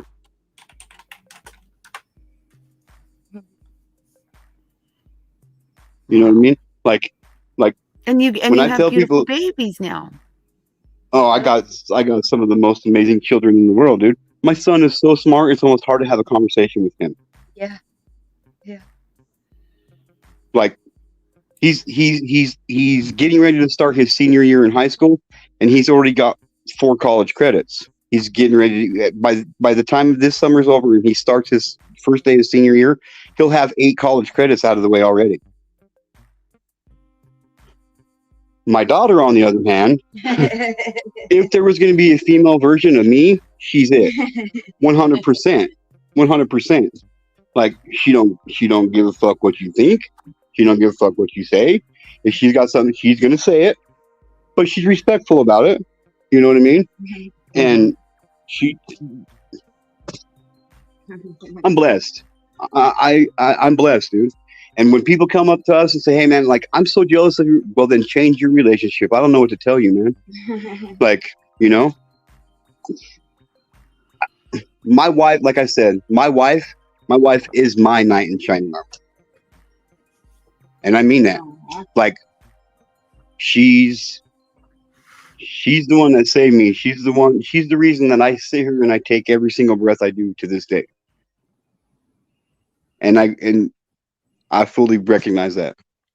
And And because both of you have been through similar situations, um, yeah, Yeah. you both will have that extra eye that someone that's never been through it, you will have that extra eye to keep an eye on your kids. You will be able to discuss those things with your kids that so they know and they understand this is a danger zone. And it's even more prevalent today than it was, 20, 30 years ago because of the technology and things that kids have access to now that and the predators have access to now that was not a thing 30 years ago, yeah, yeah. Yep. you know? And And I had a discussion with a close friend of mine, and I get in trouble when I try to talk about politics, and I get in trouble when I talk about religion. So they're topics I really don't talk about much, but today has just been a rough day all the way around, I guess. So I mean, I was on the religion thing this morning, and then I was on politics, and then I came across all the stuff that I had in the back chat with you, and I was just like, I'm gonna lose my mind today because I've been like up and down like a roller coaster. I had a great little vacation, and I've been like up and down. Um, oh, so because I've been going through this little health thing. Have you ever been to? I have a question, not to change the topic, but have you ever been to the ER and Yeah. there's something wrong, and they're like, okay, everything's, and the doctor from the ER calls you multiple times because you knew something was wrong when you went in there? So mhm. my doctor from the ER has called me. Um, where's my phone? Hold on. Let's see. There's 1, 2, 3. for 5 times since I've been out of the hospital. And he's just like, Is that a no, stalker doctor? it's an ER doctor. Yeah. And I think he realized that, oh shit, there was something really, really wrong. And, you know, he can't like, hey, can you come back in? You know what I mean? Like, I need to tell you this news or whatever. And so he's been calling me. He's like, no, I really need to get you to your cardiologist, your doctor, your, you know, normal doctor. And I'm just like, yeah, it's stressing me out, man. So, you know, I have a blood clotting disorder, and I have AFib. Well, I mean, there's a couple other things, like I have lupus and stuff too, but like those two together are not a good mix. You know, having No, they're AFib not. and having a blood clotting disorder, you know, like I have the factor 2 and the factor 5. And so I had been, I don't know if you've ever felt this, but it felt like, you know, like when you have that little blood pressure cuff on, you know, that pressure that it puts on your hand, like you can feel it all down your arm. And so I went to the ER because the lymph node in my neck swelled up. And I was having that issue, like, because, you know, my heart gets to hurting when I have AFib. And I was like, man, it feels like there's, you know, that blood pressure cuff's on there and there's nothing there. And I was really worried that, you know, I was throwing a clot. And he's like, nope, it seems fine. You know, I checked your D-dimer and it seems okay. We don't see the markers on the D-dimer. Doesn't mean you don't have one. They just don't see the marker, right? And I could play these messages for you. And I'm like, man, he's got me like really worried, because he's like, I'm just calling to check to see if you're feeling any better. And I go, no, I feel the same. And he's like, okay, well, I need to reach out to a couple of my colleagues and I will call you back. And I'm like, what are you know, like, it has me stressed out. I'm like, okay, so what is really wrong that he can't just tell me over the phone? Right. You know what I mean? He has me freaked out. Yeah. Watch, hold on a minute. Let me make sure it doesn't say anything like dox me or anything, that something that you don't know. Hold on.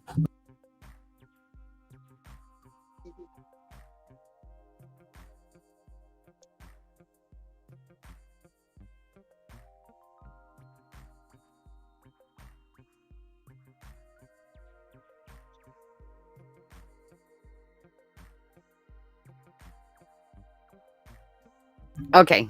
I forwarded it past the part that, you know, where he's like, what hospital and stuff I'm in. So, but hold on. Watch. Right. Just called you to see how things are going. Make sure you're getting better, okay? I'll call you back in a little bit. Thanks. He's like, I'll call you back in a little bit. I'm like, what? Yeah. And that's not the Like, only message. And then I finally talked to him this morning and he's like, no, yeah, I really need to, I need to get you into a regular doctor. And, you know, I don't take your insurance. So I need to get you into someone else. Like now. And I'm like, well, you got to get me all freaked out. So you know, I did. I went up to Tahoe and took a little break and, you know, went to the little circus and stuff and tried to get my mind off it. But then I went into AFib when I got to the restaurant, and I was like, man, this sucks. I'm like, man, this sucks. But he has me all stressed out. So well, I was just I'm gonna wondering tell if you- anybody else is, I was just wondering if anybody else has ever gone through that, because I've never had a doctor from the ER call me to see how I'm doing. Wow, that's awesome. That is I've never had an ER doctor do that, but my primary doctor, like, he's legitimately called me on the fucking weekends to check on me before. Yeah, but an ER doctor. You know? Yeah, yeah. I think it's I'm- because yeah. when, okay, so you know how, okay, so, well, you don't know how, but so I went in, you know, they did my blood work and all this stuff. And they did a chest x-ray, you know, and he's like, oh yeah, everything, you know, everything looks good. The D-dimer's fine. The chest x-ray's fine. And when I get home and I'm looking at the records from the hospital, because, you know, I have the app and you can look at all your results. And I was like, the chest x-ray ain't even back yet. And about 9 o'clock that night, after they released me, I finally got the email saying, oh, one of your test results are in. I'm like, he released me and my test results weren't even done yet. It was really weird. So I wonder if there's Yeah. something in that x-ray that he's like, he knows there's something wrong and he just can't tell me. It's not like he can be like, hey, well, I don't take your insurance. Can you meet me at like Starbucks and I can tell you what's going on? You know, it was just kind Yeah. of strange. No, it's not kind of strange. That is strange. Like, I mean, I'm not trying to say anything negative about him or whatever, but you either got a motherfucking obsessed stalker after your ass, or you found an ER doctor that legitimately cares about people. No, That's he's the not a one. It's stalker only because the one. remember I Yeah, told you he was like, I need to get a hold of one of my colleagues. yeah. Okay, so I'm saying this is those are the only two options. So if we've eliminated one, okay. So this was the next message today at 2:59. Hold on. Let me see how far. Okay, well, it's one of his colleagues that are calling me, not just him. Okay, right? Because I talked to him on the phone and he goes, I need to reach out to one of my colleagues and see if we can get something fixed to where you can go and see one of the cardiologists here immediately. Okay. Right. So Right. the first one was at, hold on, let me go back. The first one was at,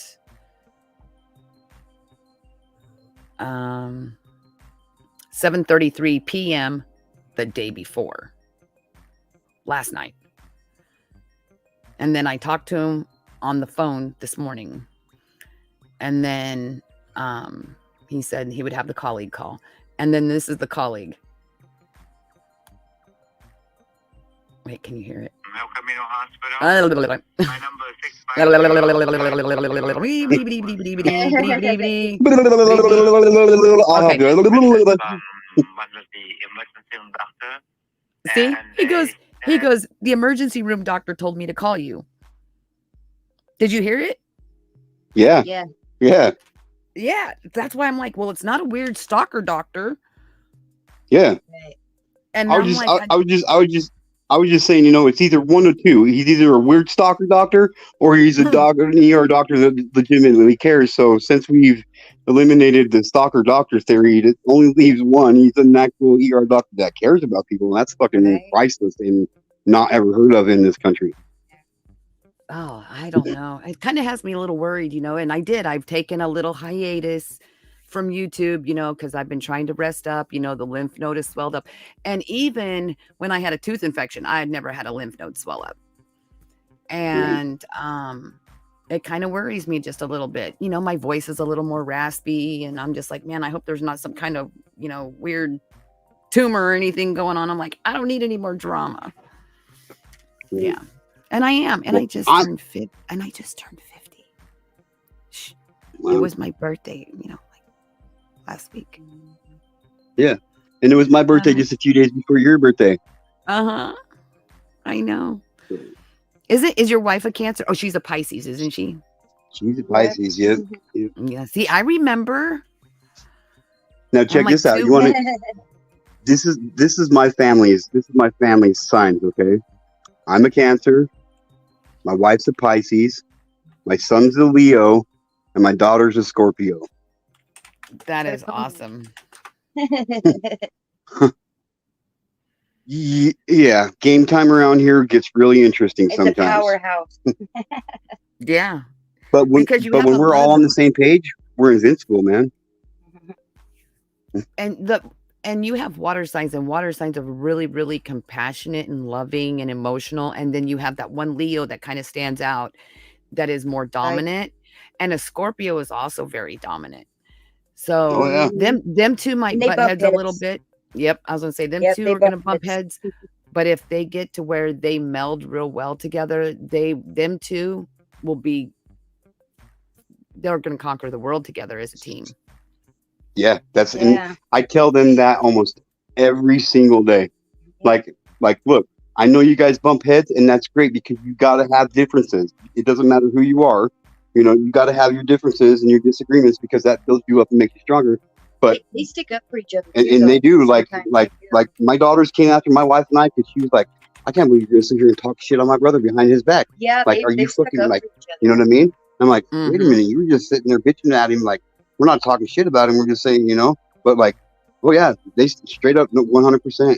Like I tell them all the time, the two of you together fucking conquer any and everything you guys want to, dude.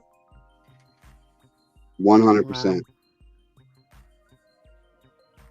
that's crazy. So, Yeah. so yeah, you did change your. Isn't that crazy? Oh, yes, the chaos. So, I today I spent the day, going over, because I'm Jewish and stuff, and I was just going over some religious stuff, and it's not really religious, it's like mysticism, because I am into mysticism. Nice. And when people talk to me about stuff, I explain that to them. I'm like, no, I'm not the witchy kind of mysticism. It's just Jewish mysticism, Jewish belief system. And a lot of people look. It was kind of like, um, how they used to do the witch hunts and stuff, and I'm like, they Mm-hmm. act like that stuff is new, but it's really not. I mean, it started way back from the time of creation. They didn't have Yeah. medicine like they do now, so they used mysticism to help heal people. you know uh, Mysticism was used to split the water for Moses. I mean, things like that. It's a form of magic, but it's going within and using the Lord's energy within and Yeah. doing things. It doesn't have to be in a negative sense. That was a whole topic for me today, and I was like, I would do a whole stream on it, but then people would be like, what is this channel about? I'm like, so it doesn't really fit my narrative for my channel. But yeah, craziness, because I do like to do fun stuff like card reading, and you can't plan your life by it, but use it as a guide, kind of like the Bible. Don't plan your life, but use it as a guide. Yeah. Yeah. Yeah. Gemini, I will send you a link. It's about Kabbalah, which is like one of the oldest forms of mysticism that there is, and it came with creation. It's been around since Moses, you know. So it's the oldest form of mysticism, and it's crazy once you get to listening to it. You're just like, wow. It's crazy how people were able to draw that energy, because we're all forms of energy. That's what the human body is. Your heart is electricity that has a pull and a push. That's how your heart beats. There's Yep. electricity that is drawn through us. So we are all energy. It's just crazy. And it's just, I think it's just how people learn to use it and harness that energy and, for that Not to purpose. use it negatively. Yeah. Yeah. Yeah. Like I believe in a higher power. What the higher power is, I'm not sure.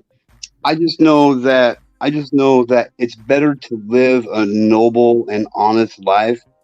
And I Amen. mean, if I live a noble and honest life, and when I die, the lights just go out and nothing fucking happens, and it's just nothing, then I've lost nothing. I've lost nothing. But if I live my life as a scumbag piece of shit and not believing in a higher power, and then die, and then there is something after that, I'm fucked. You don't get to come back after that. You don't get to come back after that and get a redo.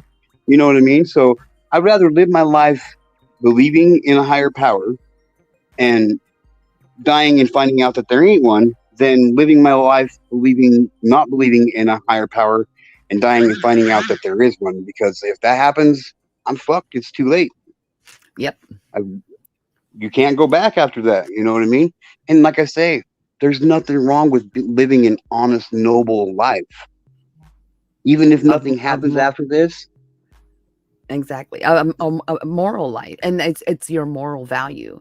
And that's what I was saying today. I was like, it's about moral value. Like, yep, that's all for a Christian. That's all the Bible is. For a Jew, um that's all the Tanakh is.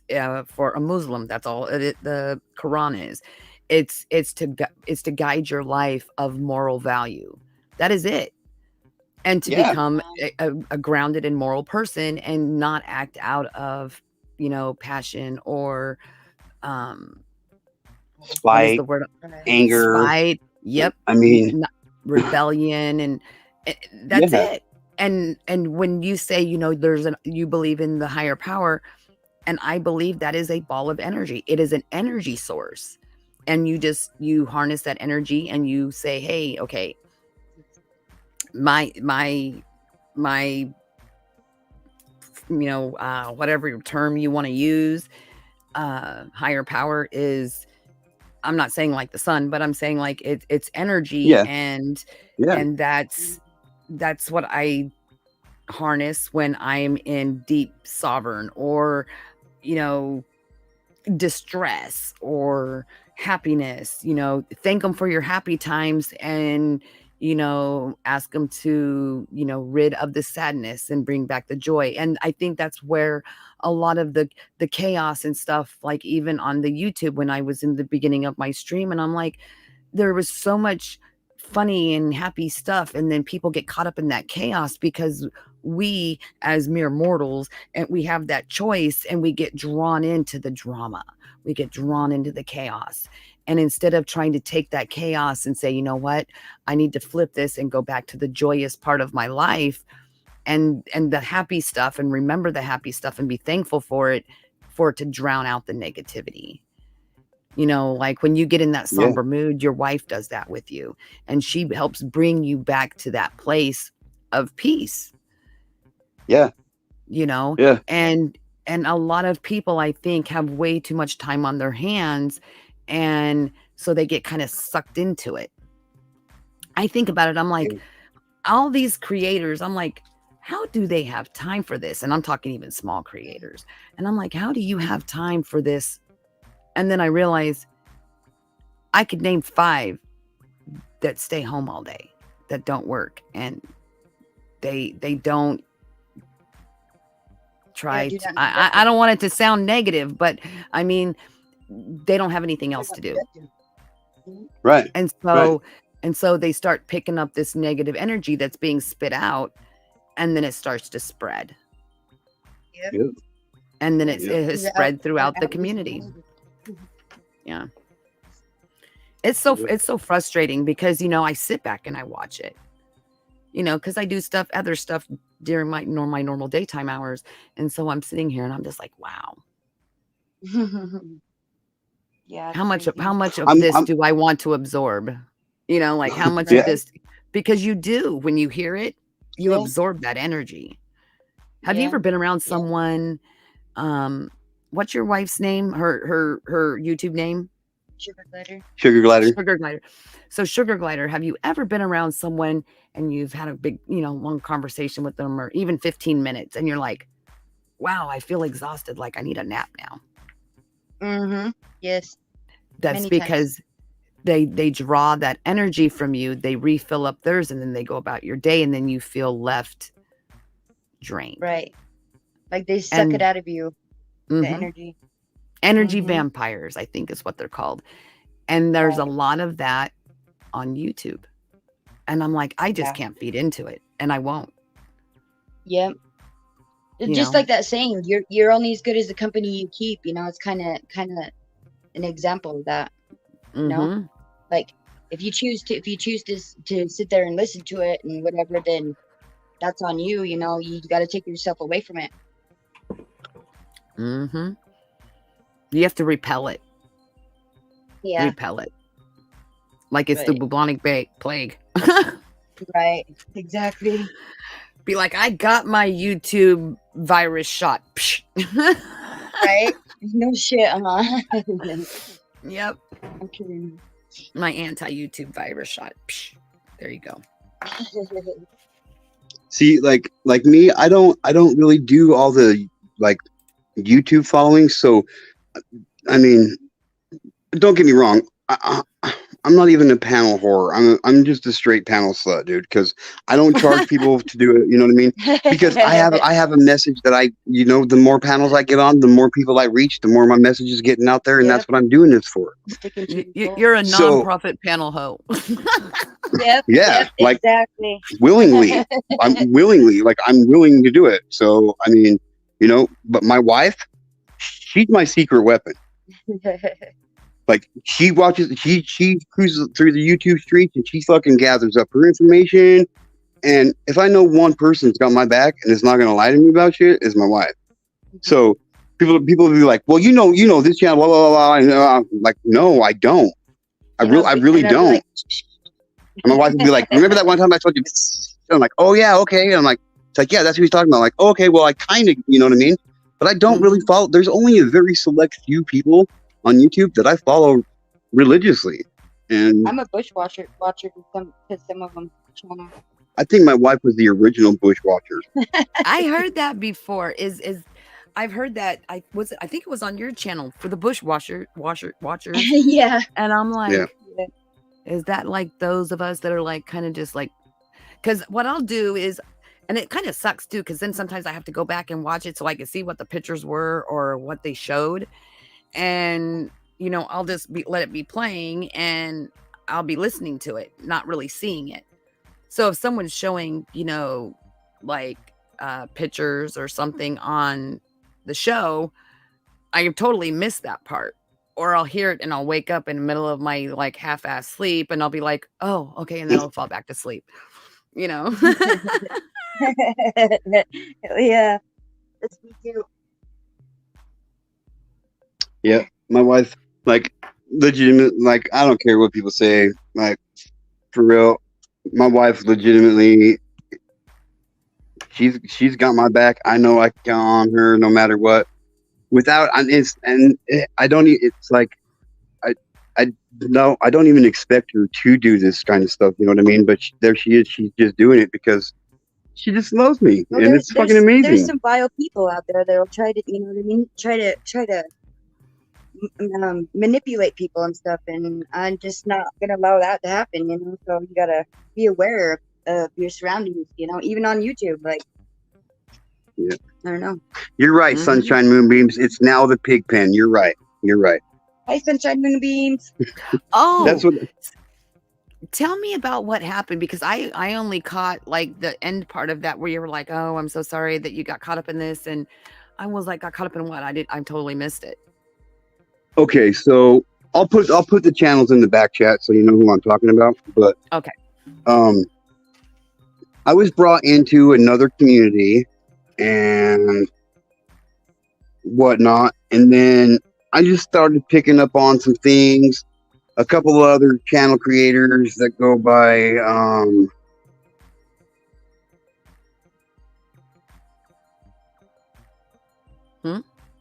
Did I lose you? No. I just type it in the back chat because I don't want to give them any credit. So this channel started coming after me just for the plain and simple fact that I was in this other channel's community, which was. Just typing it again.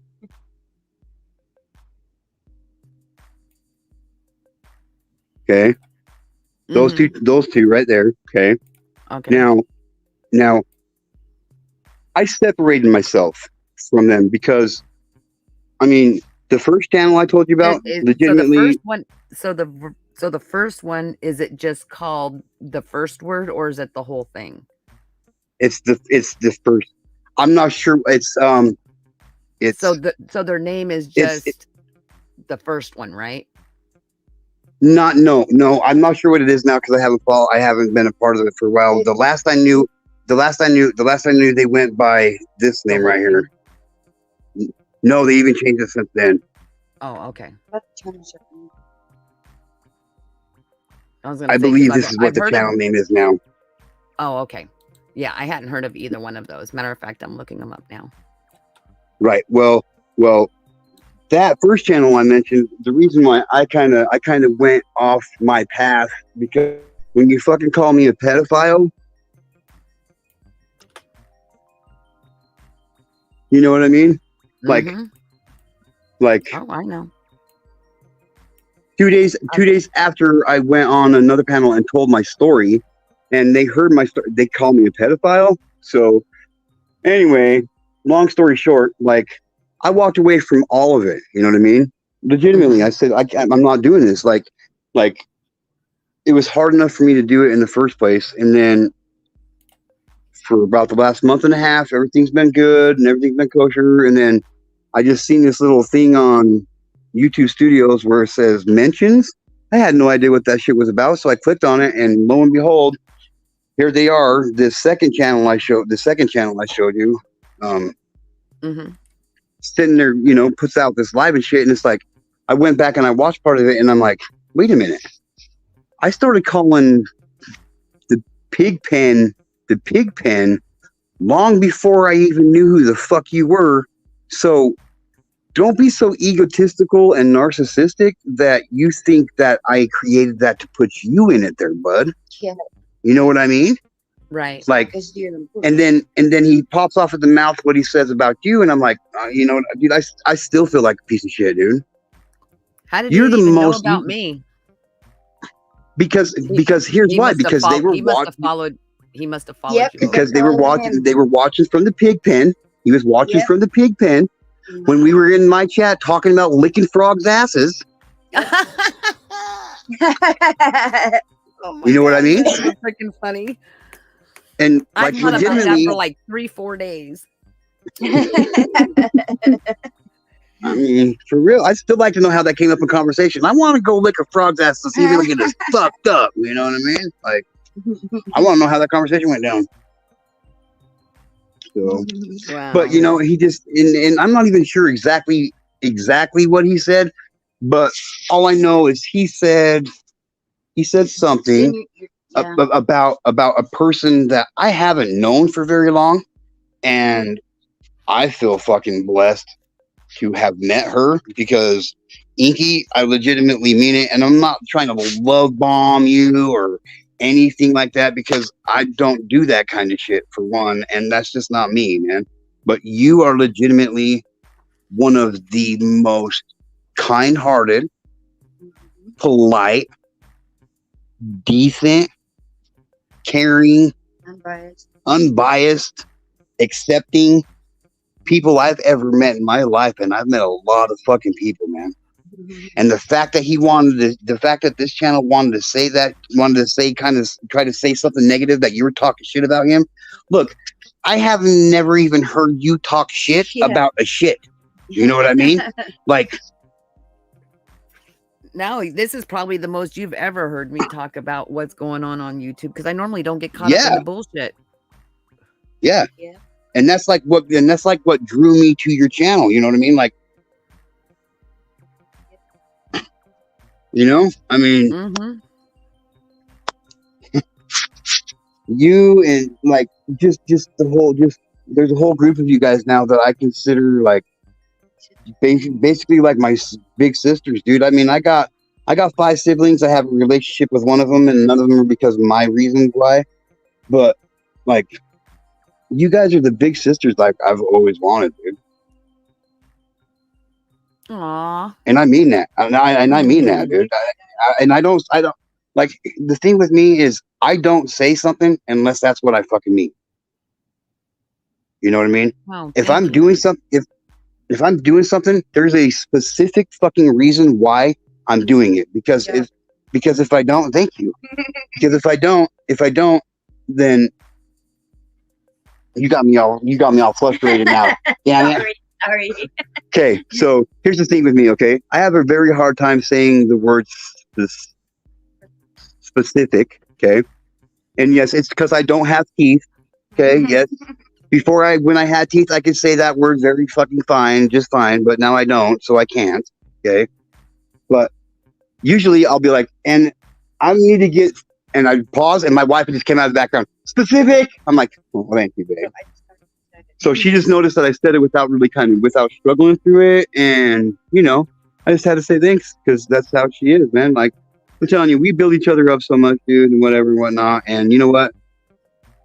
Fuck anybody that wants to try to talk shit about Inky, because she's one of the most... Hey, you can't say anything bad about you. Nobody can say anything bad. Oh, I love you guys. Thank you. And I do try. I do try to keep my bullshit to myself, or not involve other people, and I just don't, because I don't agree to the doxing. I don't agree to, you know, slander and things like that. And, Yeah. you know, it has been taken too far. And so why am I going to sit here and contribute to more people doing these things? Why not Right. nip Yeah. the problem in the ass and make it stop? Yeah. Yeah. So, you know, there is legitimate people on YouTube trying to do the right thing for a just cause. And if you are, you know, bringing awareness to missing kids, okay, do that. If you're bringing awareness to laws, then do that. If you're bringing awareness to domestic violence, and do that. If you're bringing awareness to doxing, then do that. But that doesn't mean to go around and dox either. You're bringing awareness to Right. that person without contributing to the very said thing that you're against. Yep. You gotta have respect. Respect and You know, it's You know, like it just blows me away. It blows me away. It does. like my YouTube journey started. My YouTube journey started with another creator. We all know who he is. Good old Lightning Tiger himself. You know what I mean? And legitimately, like, it started because my counselor and I decided I was just stuck in my healing process, and I felt like I was becoming stagnant, so I needed to change something up. So we decided to do, you know, a Facebook group. So I did that. It worked for a while, and it didn't work for me. It didn't stop working for me. So I needed to broaden my horizons. So my counselor came up with this amazing idea. Hey, start a YouTube channel. So my wife's watching this dude named, you know, Lightning Tiger, whatever the fuck you want to call it. But when I met him, he was letting people come up on his panel, and I didn't even know what a panel was at this time. You know what I mean? Yeah. And my wife's like, "Babe, look, he's letting people come up on panel to tell their story." You know. So I tried getting a hold of him the first day I seen him, and I couldn't. So I just left. You know what I mean? I got discouraged, whatever the fuck you want to call it, and I left. 4 or 5 days later, I seen him live again. I went in there and I left a message, and everybody was like, "Hey, Aaron's here, Aaron's here." I was like, "What the fuck?" You know what I mean? Because I broke that. You know, I all those rules of YouTube that you know you shouldn't use your real name and blah. Yeah, I broke every single one of them on my second time on YouTube. Like legitimately, you know what I mean? That's how naive with the shit I was. Okay. Now, welcome to come up if you like. And I did the same thing. Someone put me in a position where I became defensive, and I wanted to justify myself, my cause, all the purpose that I'm here. And I did the same thing. I go, no, this is my legal paperwork for my nonprofit. This is the purpose of it. You know, I've been through the situation, so I can relate to others that have been through it. And then turned around, and then it was used against me. Like, we didn't dox you, you doxed yourself. Well, yeah, not realizing, you know, that I didn't have to defend myself. I don't have to explain shit. If you Google tainted ink, you're going to know what it is. That's simple. Right. But we, as humans, we want to say, no, I'm innocent, or no, I'm not doing this, I'm doing this, you know, and we want to justify what we're doing or what we've said. Because you're honest. Yeah. And it makes it really, really hard on people. And especially when you're not aware of how, you know, people talk about, oh, you know, it's this like and that like in the streets. And so when they started saying the YouTube streets, I was like, that's a funny name for it. And then I kind of like, after being around it for a while, I'm like, it is like being in the streets virtually. yeah. And every person that I've talked to that is a streamer has been ran through the mud at some point. Yeah. I don't know one that hasn't. I mean, right now they're attacking 10 to Life. You know who 10 to Life is? She's a pretty big creator. Yep, and she's being attacked. So, and she's been attacked for a long time because she doesn't do lives. But she does do lives, just not on her specific channel. She goes on other people's lives. You know, she's been on the Glarers live before. Yeah. And so, you know, I'm just like, wow, you know, she tries to not do the live so she doesn't have to deal with people's BS. And you know what? She's almost to 1 million subs now. And she's been doing it for 3 years. Yeah. I followed her for a long time. Pretty much since she's been on there on YouTube. And I've been doing this. I've been doing this now for just over a year. Like June 12th was my 1 year anniversary, and I don't even have 365 subscribers yet. I'm fine with that. Like that's why when I tell my chat and stuff when I'm doing it live, and I'm like, you know, none of this what I'm doing is possible without you guys being here, man. Exactly. Like every one of the subscribers I got, whether they're all there at the same time watching my lives or not, I've earned every fucking one of them. I've earned every one of them, dude. That's why I tell people, like, I got the most amazing fucking community on YouTube, and I don't care whose panel I'm on, dude. You know what I mean? I'm on your panel right now, and I got, you guys are all part of my community, so I mean, it's not that bad of a thing, but I got the most amazing fucking community out there, dude, because you guys give up your personal time of your lives that you could be doing anything else. You could be taking a shit or watching fucking Lightning Tiger, or you know what I mean? You could be doing 1,000 other things, but yet you guys are giving me your personal time, dude. And that means the fucking world to me, dude. Mm-hmm. Exactly. Like I wouldn't be here. Like, and the amazing thing is you didn't pay for your subs. You earned each one. I didn't even know that was a thing until like 3 weeks ago. You know, and those people consistently watch you. Yeah.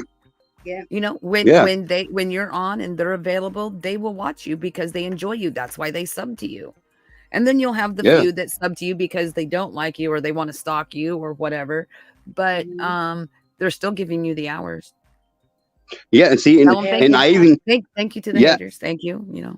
Yeah, absolutely. And I almost make sure that I say that every single time. You know what I mean? Like, hey, you haters. That's why at the end I'm like, hey, all you guys watching in the pig pen, don't be shy.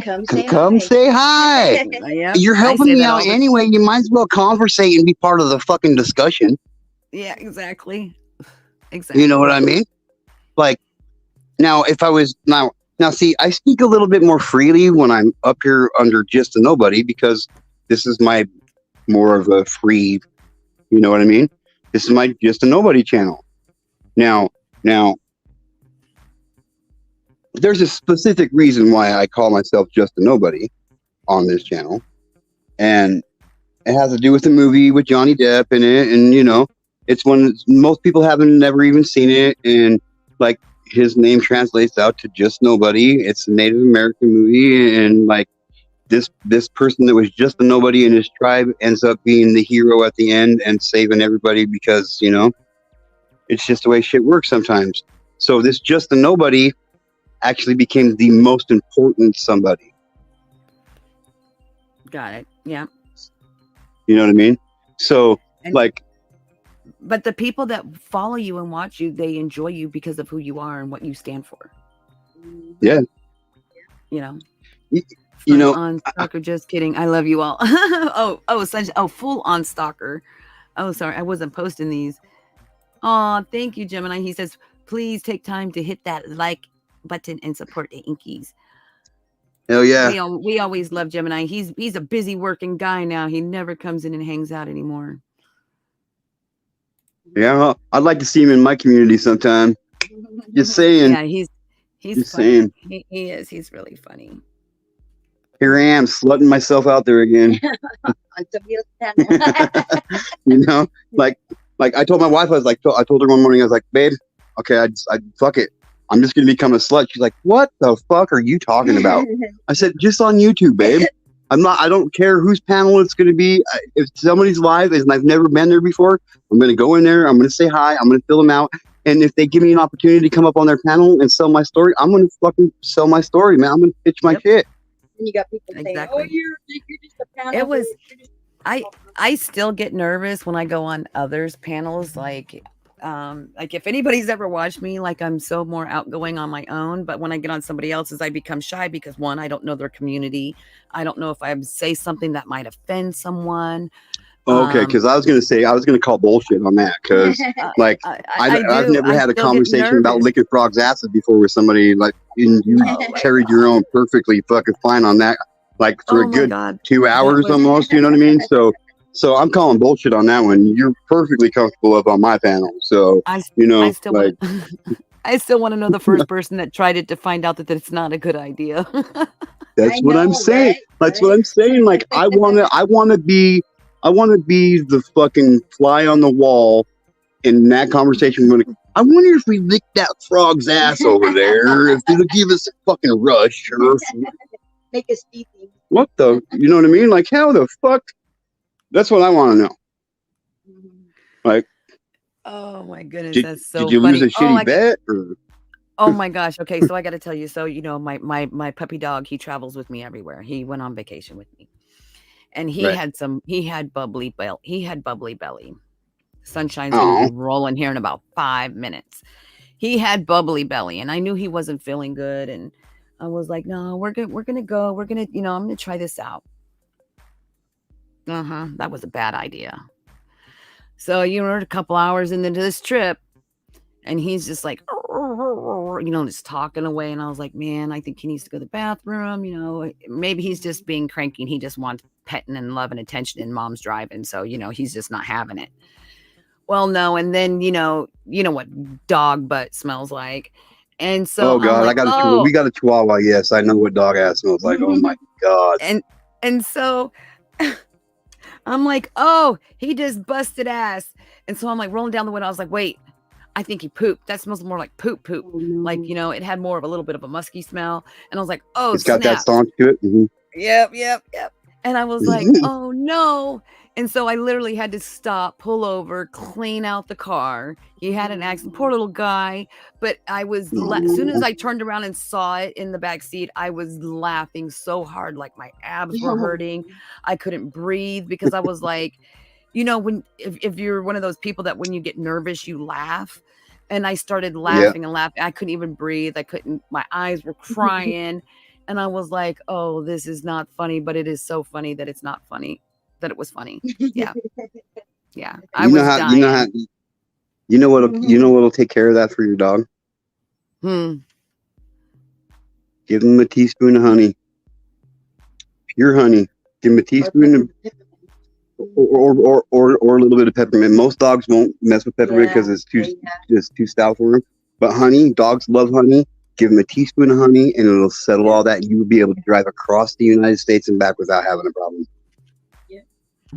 Wow.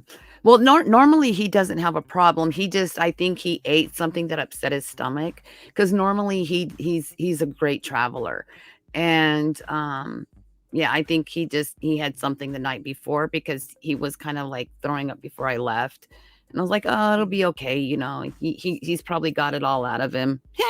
Wrong. I was so very wrong. Poor little guy. And then he's looking at me like, why are you making fun of me, Mom?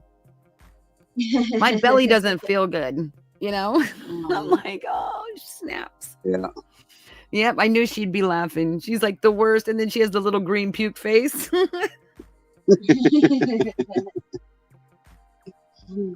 Oh no, Sunshine Moonbeams. She's one of my original followers. Like, legitimately, she's like in my top. She's in my like top 20 first subscribers. So, like, she's my sister. You know what I mean? And she's awesome, dude. She's awesome. She's a sweetheart, and we love her. So you have a little Chihuahua? Yeah, he's like an 8-pound mole. He's my daughter's dog, but he thinks he belongs to me. I love him to death. I love him to death. And I just want a moment without him attached to me somewhere. A moment without him attached? He's my daughter. Like, I'm telling you right now, he's like having an 8-pound mole. We got him for our daughter, and she doesn't. We're the ones that spend most of the time with him, taking care of him and stuff.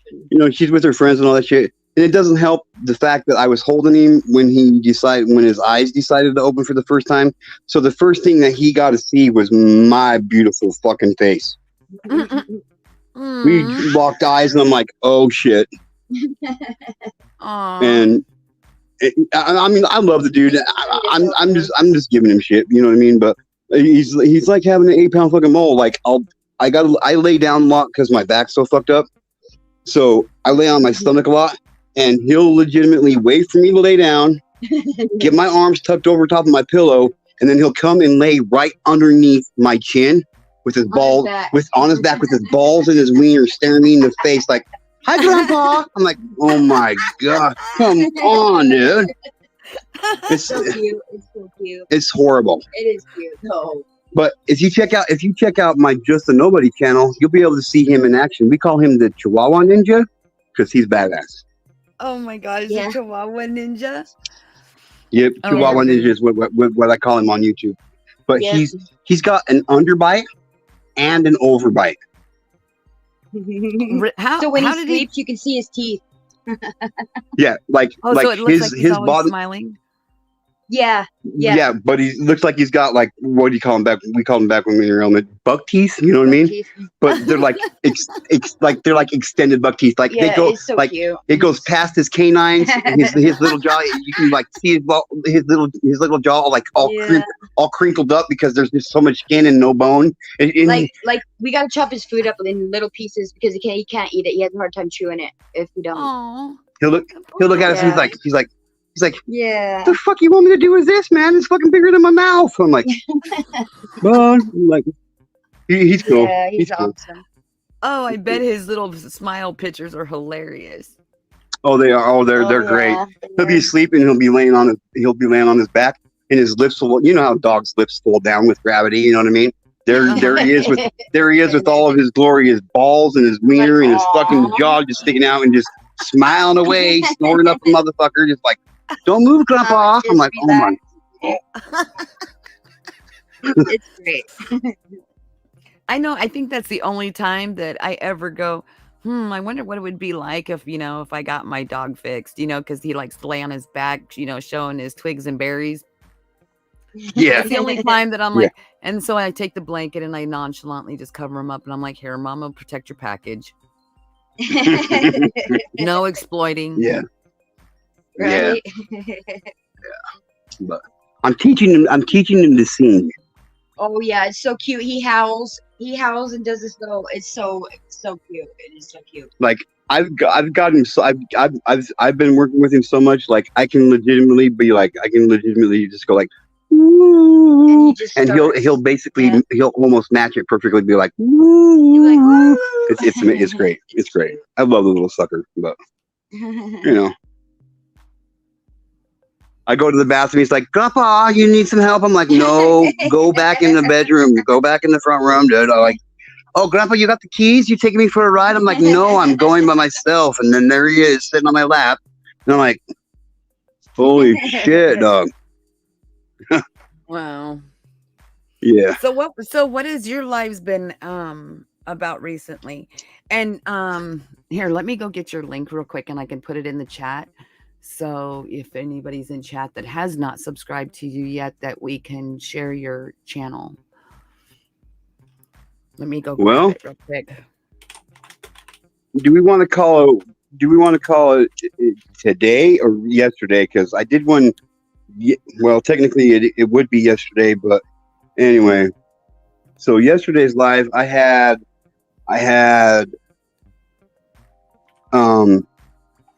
a special guest come up, and her fucking story. Her story fucking tore me apart, dude.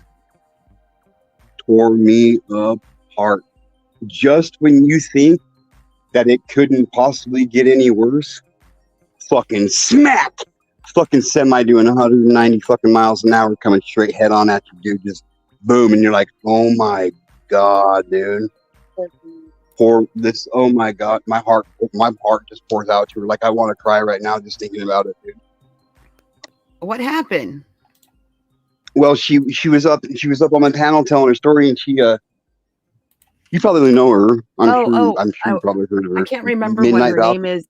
Yes, Midnight Valkyrie. Yeah.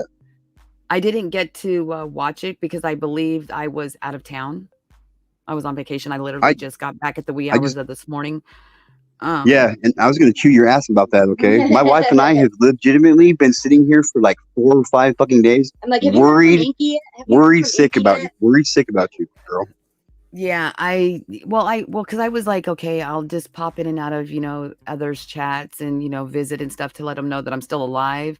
I just haven't felt well enough to, want to, get fixed up and go on camera and stuff. Hence why I'm not on Yeah. tonight. But, and then I came back really early this morning. It was probably like 3 or 4 I got to bed. And then I made a really large breakfast. And then I ended up laying back down because my heart was still bothering me.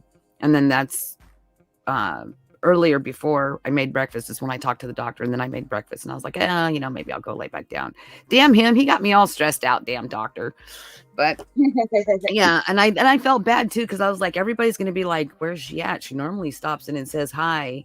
And I hadn't really been on anyone's channel for a couple of days. I did upload a video. Here, I'll even play it.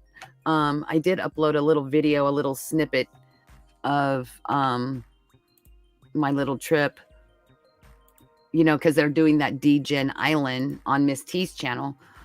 And so I did a little snippet.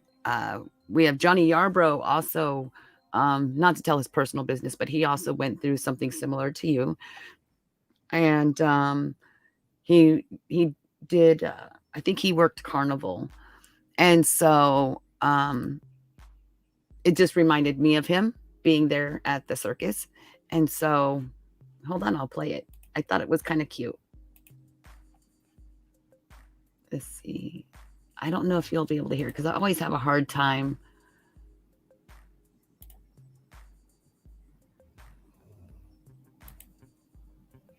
Let's see. Let me see. Okay.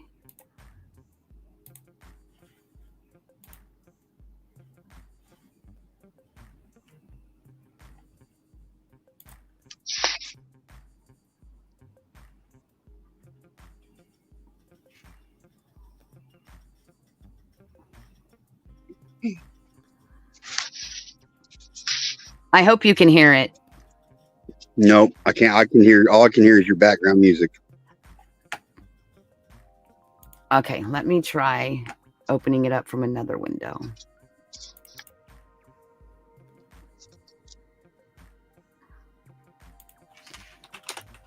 For some reason, when I use that specific browser,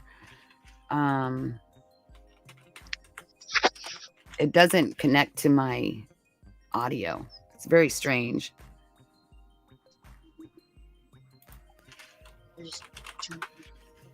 So I end up having to use Chrome browser. Okay, yeah, that's all I ever use is Chrome. Instead of Firefox.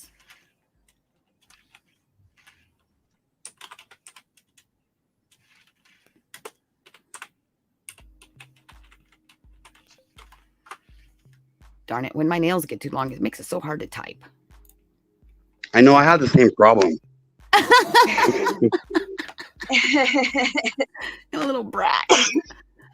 Okay.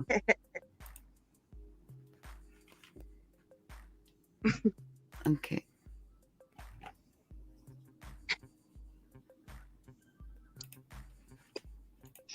Okay, now let me try sharing it. Remove, share, present, share screen. Never mind, because I'm using, okay, I know what it is, because my browser that I'm using, gosh darn it. Okay, hold on. Don't go anywhere, because I'm going to drop for a minute. Yes, ma'am. When I, because,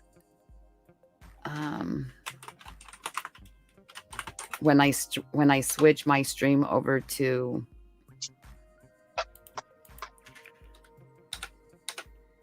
the Chrome browser,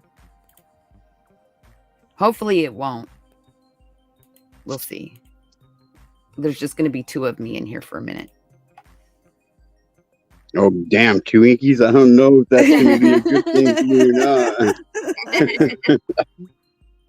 1 inky's a pretty big handful, and I don't have very big hands, so. Oh my goodness.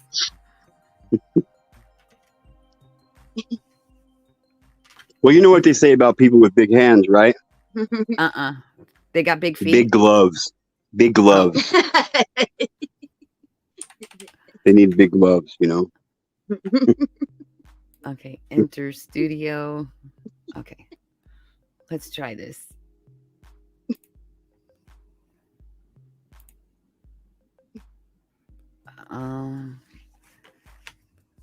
Oh, the other application is using it.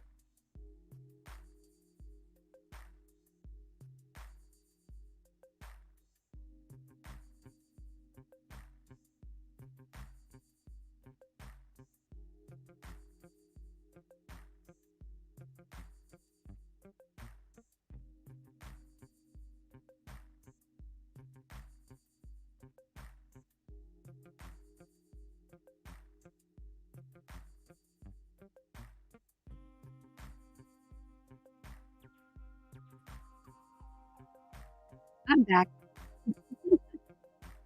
Okay, I held it down for you. Oh, thank you. Okay, share audio. Okay.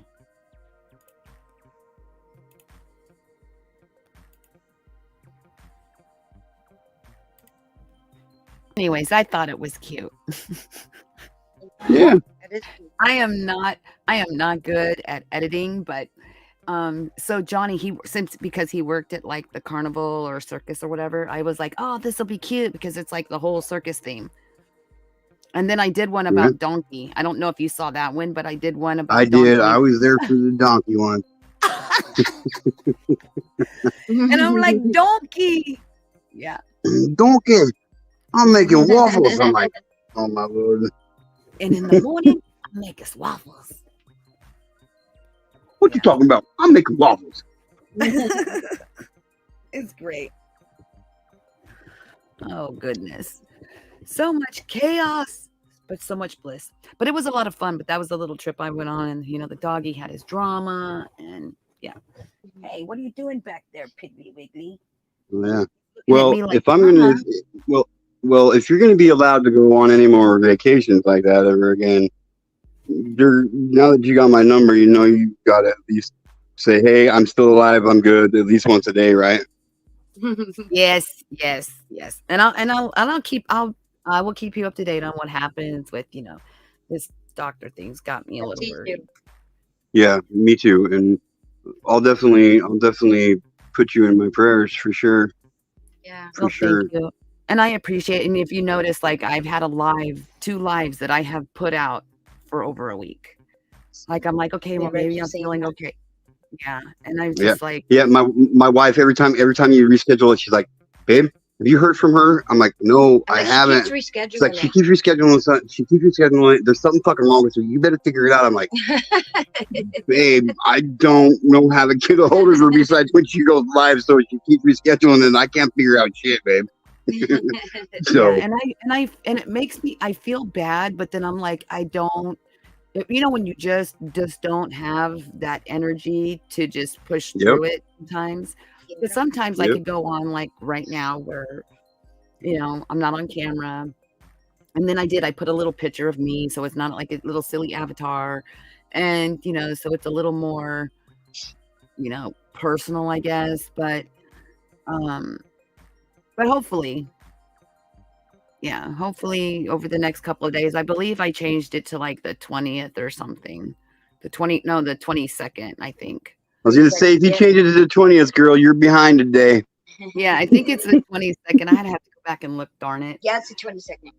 Yeah. Yeah.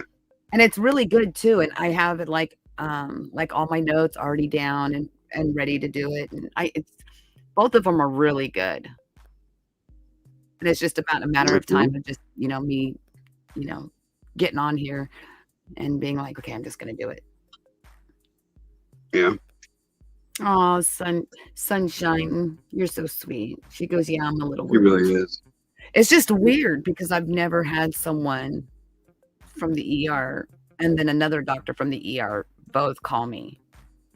Dude, all I know is if an ER doctor that I just went and seen calls me at my house, I'm going to see another fucking ER doctor and say, hey, you need to go check out this fucking ER doctor. I think you might be sick. Like, you know what I mean? Like, Right? ER doctors don't even give a fuck what your name is. All they care about is who your insurance carrier and get the fuck out of my office. You know what I mean? So, Exactly. like, Exactly. And I know he knew because I asked him, I'm like, are you sure? Like, if you think it's like just like a little infection, shouldn't I go on antibiotics? He goes, nope, nope. I don't think it's that. I'm like, okay. If I die at home, I'm gonna be really upset. I'm gonna come back and sue you.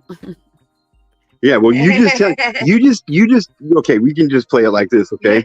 You can just tell me this doctor's name and his location, and if you die at home, I'll just come pay him a fucking visit because I'm not too far from where you're at right now. I know that much, you know what I mean?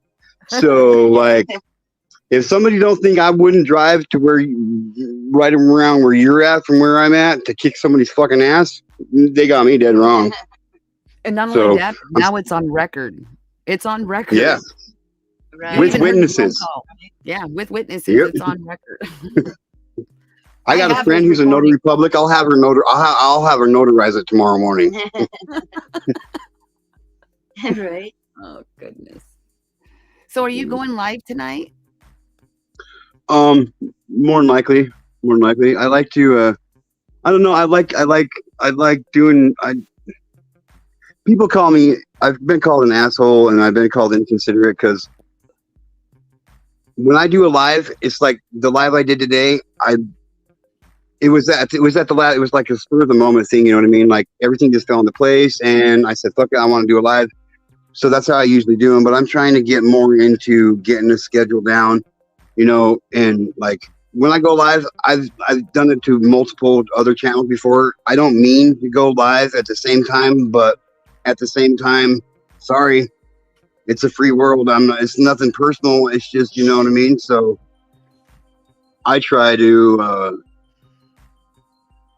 I just try to be decent about shit, and for the most part, as long as I care about these people, then I will do my best not to schedule a live at the same time as them. But I will still. It's not, you know, I don't do it deliberate, but I'll just look at my wife and say, okay, I'm doing a live in 2 hours, and I'll schedule it for 2 hours. I don't go and look and see who has live scheduled to work around now, all that stuff, because it don't matter to me if you guys, if everybody catches me live or if they watch the replay or if they watch it in a week from now, you know what I mean?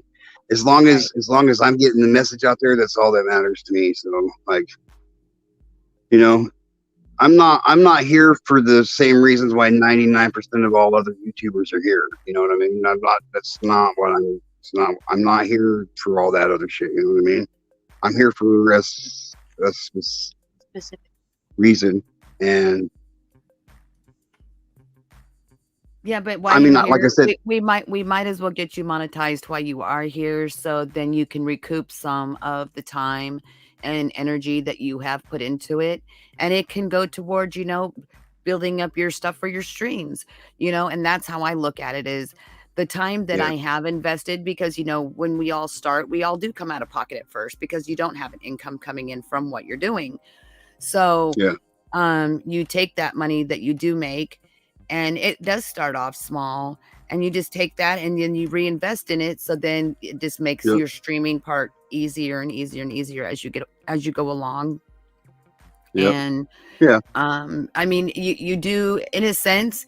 I've heard people, this is another thing, I've heard creators going, oh, you act like it's a business. And I'm like, you tell me a creator that has 10,000 followers isn't going to say it's not a business. No, every one of them are going to tell you it's a business, because it is. They got their own merchandise store and all this and all that. And it's like, what the fuck you mean it ain't a business, dude? Like,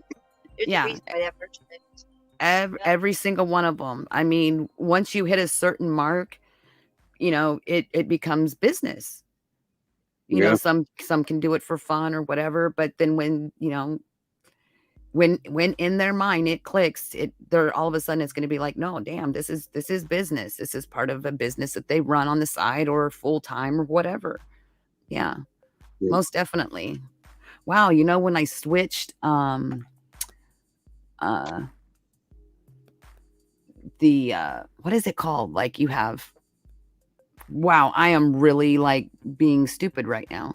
When I switched I from was gonna go with testicles, but I mean, like, you know what I mean? Like, wow, what do I have? I'm like, I'm not sure where you're going with this there, Ink. So I'll go with the obvious choice here. You know, man, woman. You know, when I switched from Firefox to Chrome, like everything seems louder.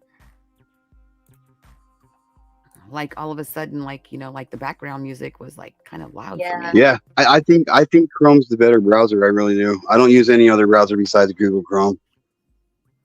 I like it. I mean, I really didn't have a problem with it. Okay, so when I do bingo, I'm going to find a new bingo card provider because when I'm doing bingo, it's pulling so many resources. And I learned from, I think it was Arctic Fox, said that sometimes they do the mining through the, like, say I go to their specific website and they, behind the scenes, they're mining crypto through there. So they're using your computer's resources to mine.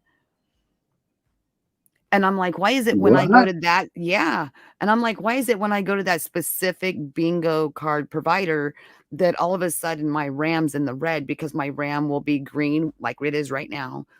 If when I'm gaming, it's like yellowish, orangish. But as soon as I get on that specific website to do bingo, my RAM goes red. Like they're using up all my resources to run stupid bingo.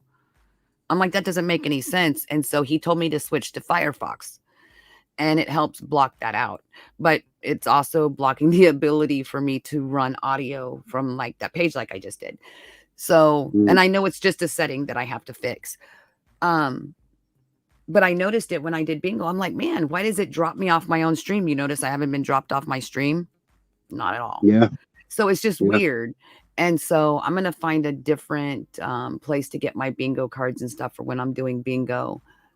Just because if they are doing that, I don't want them burning up my computer's, you know, resources while I'm trying to stream at the same time. When I can play a video game without a hiccup and stream at the same time, I should be able to do a stinking bingo card that's not like visually, what is it? Like the video card is not being like used excessively. There's no reason for that. Yeah, none. It was just confusing as hell to me because I'm not super computer savvy. There's some things that I do know, but it shouldn't be doing that. I know that much. Makes me feel like a ding dong. Anyways, so you're sitting there saying you're not that you're sitting there saying that you're not that computer savvy. About 11 of those words out of that entire sentence, out of that entire conversation that you just had right there, I comprehended. Like, I signed up for Facebook in 2011, I think, and I have never logged out because I wouldn't know how to log back in. Oh. Yeah, I literally have to write down my passwords for everything because if I don't, I won't remember them. Yeah, it wasn't until about 5 weeks. Go ahead.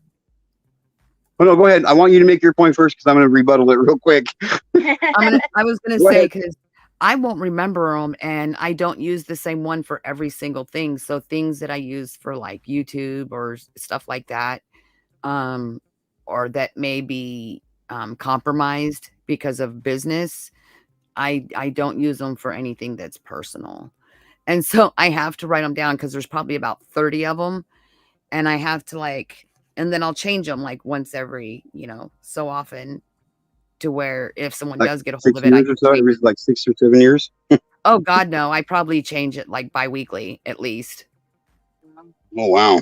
Because you key in the same thing. And so if someone puts a key coder on there, then they can, or a key tracker, whatever, they can keystrokes.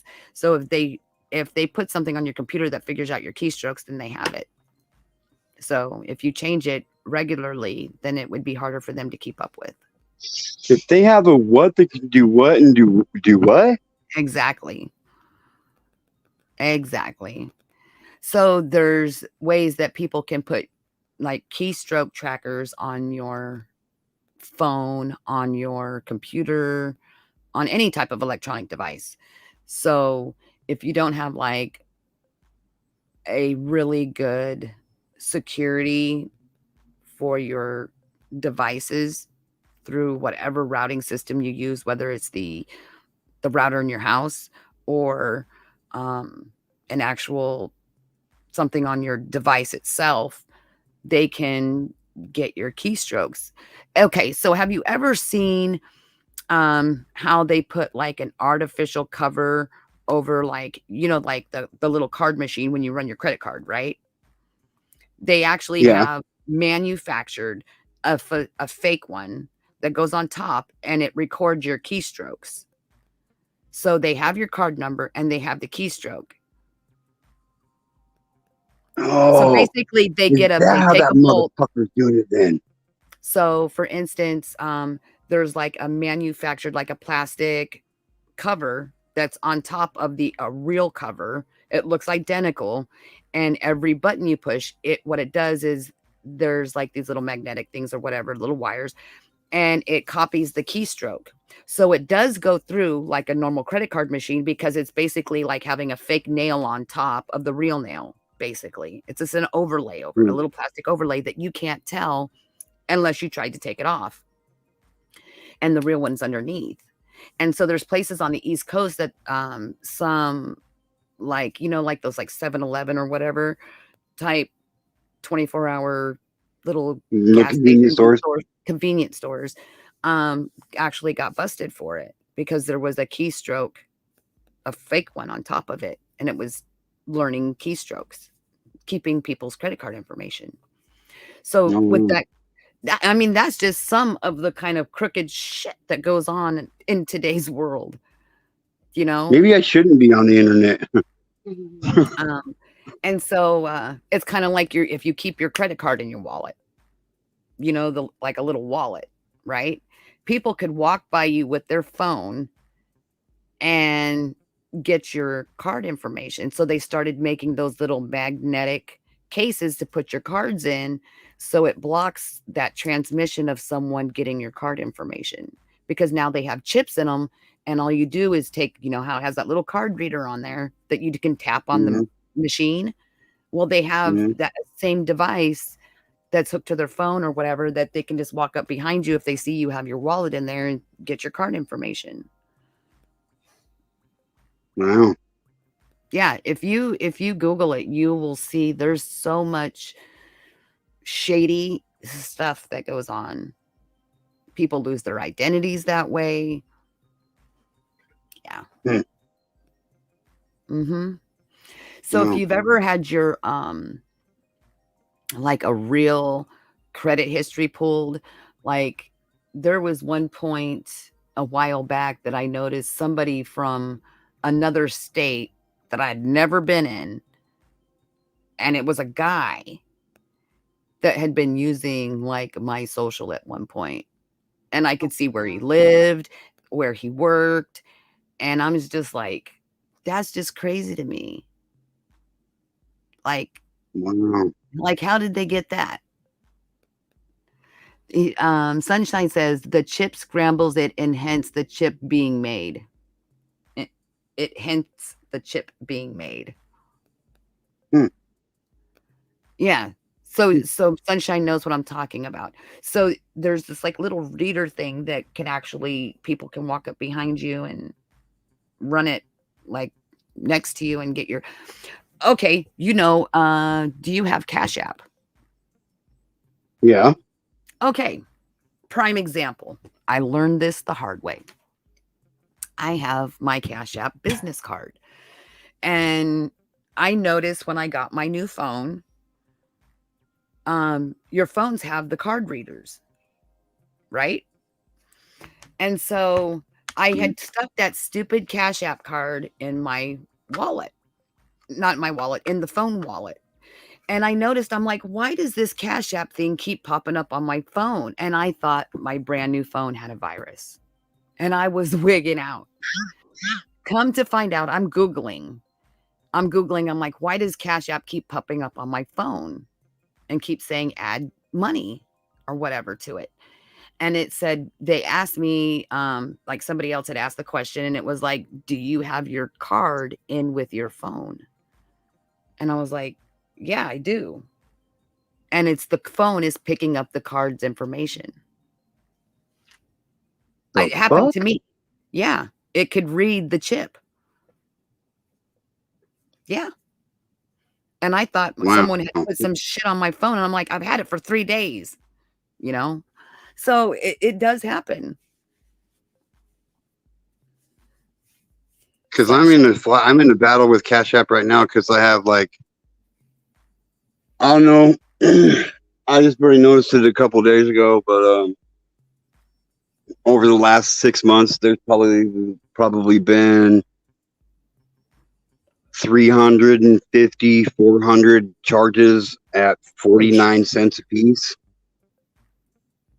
If And you get hold of Cash App and tell them to send you a new card, or you want a new account number. right. Because you And don't want it, I'm working on that, but like, I'm like, why didn't you guys catch this and see that it was fraudulent? Like, I didn't notice it. You know what I mean? And they said, oh well, nothing will flag if it's under under 50 cents, and each one of these charges were 49 cents. I can't even think of something that would be 49 cents.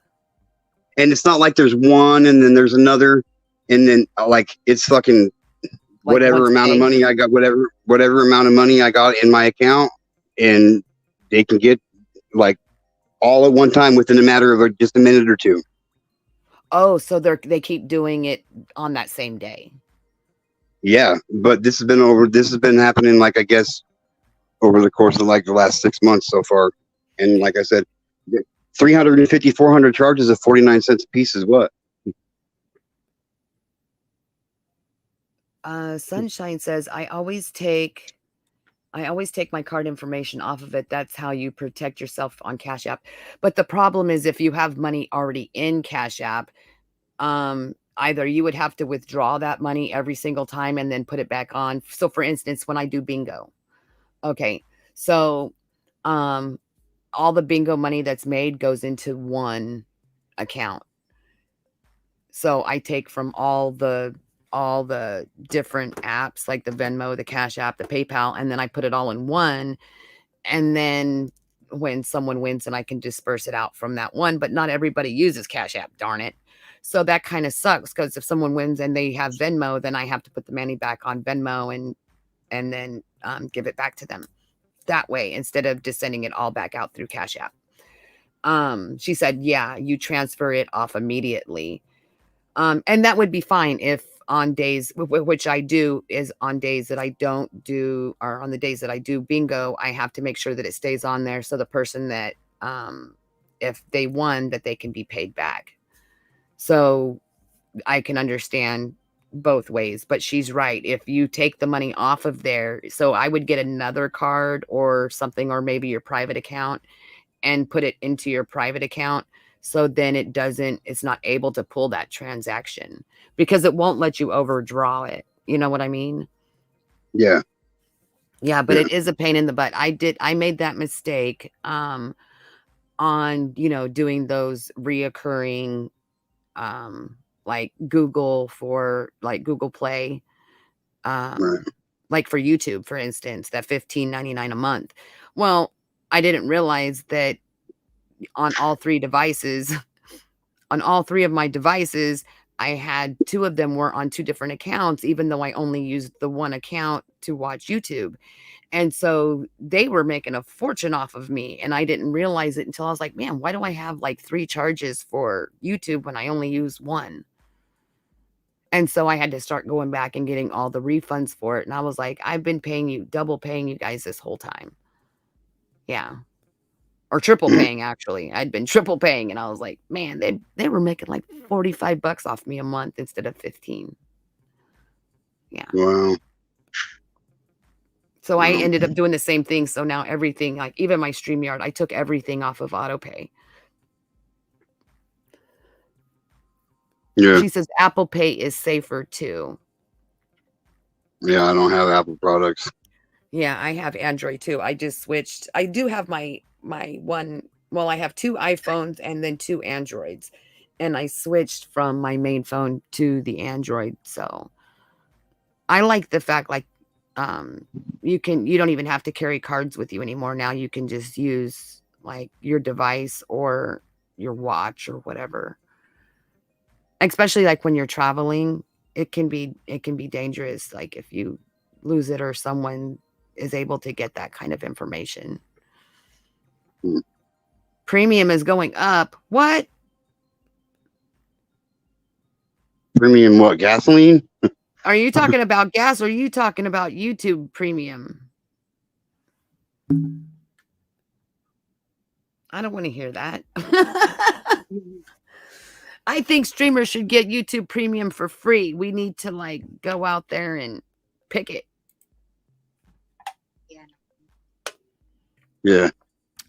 Do you know I heard that people that have premium, that you actually get paid more for those that have premium that watch your stuff than those that don't? No, I haven't heard that, but it doesn't surprise me. I was like, oh, that's crazy. She said YouTube is.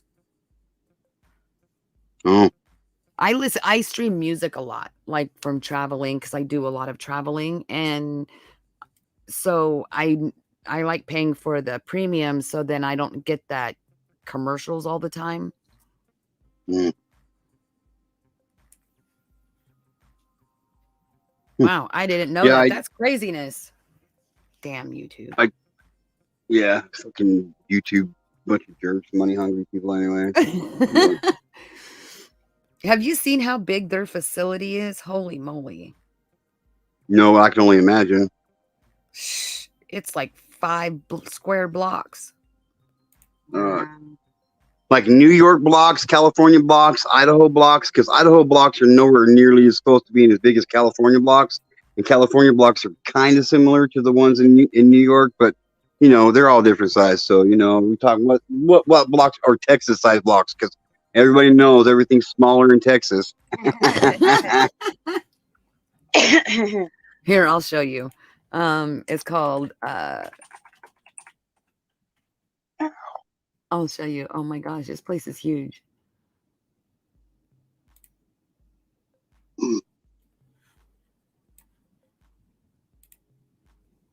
And this is just the Googleplex. This isn't even where YouTube is, but hold on.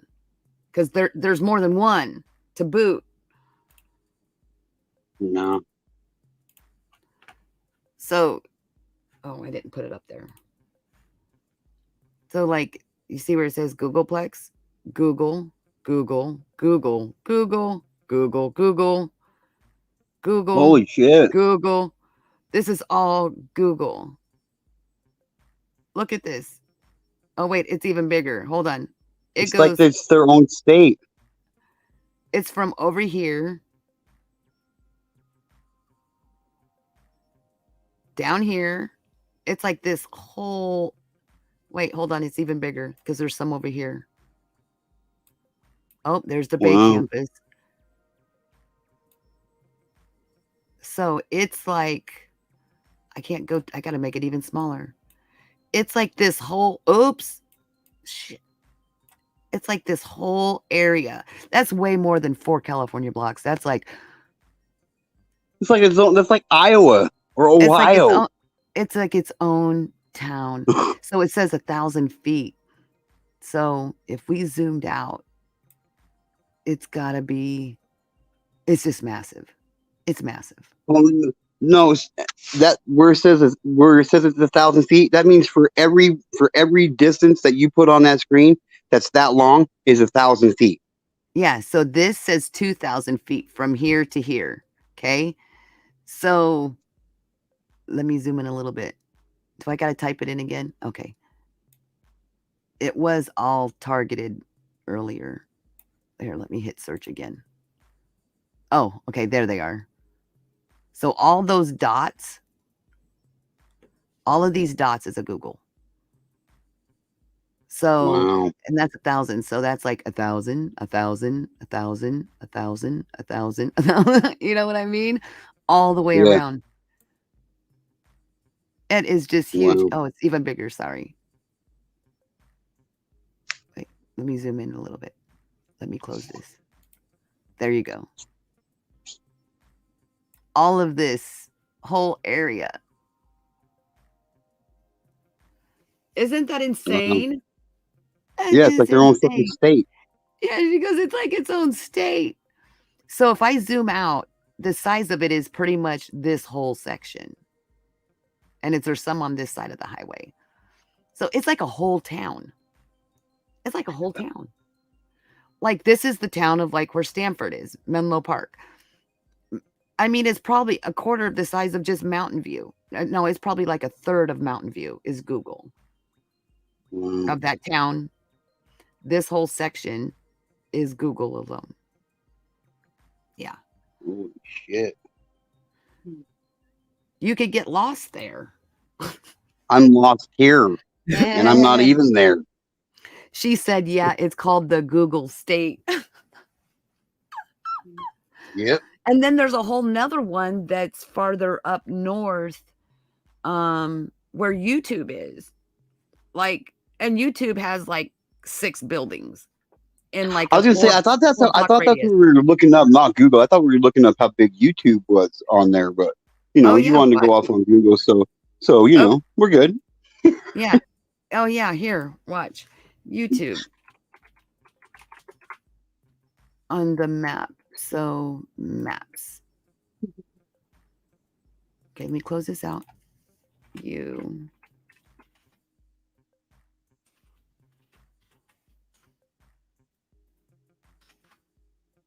Hit the enter button. Oh, I put one too many O's in it.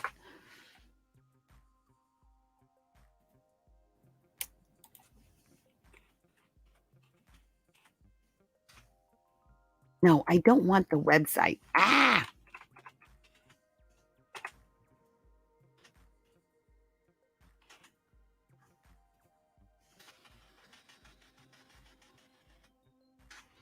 Okay. Maps. Here we go. Okay, I'm going to share. Present.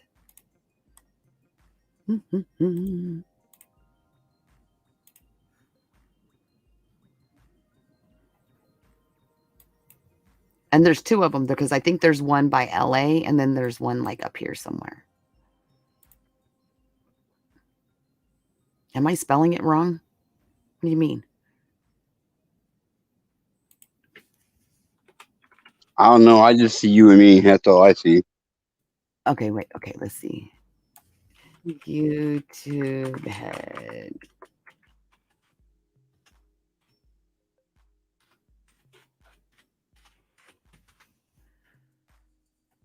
And I just must be just completely.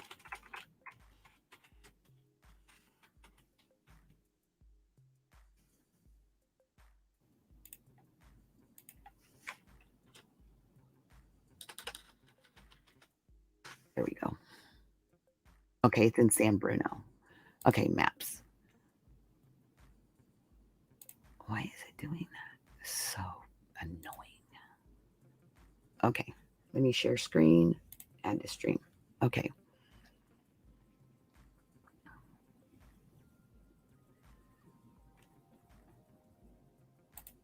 Mm-hmm.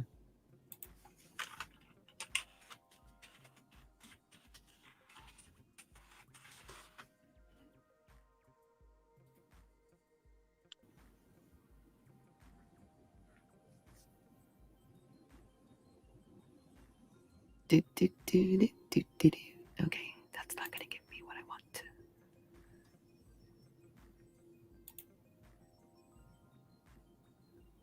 to. Okay, here we go.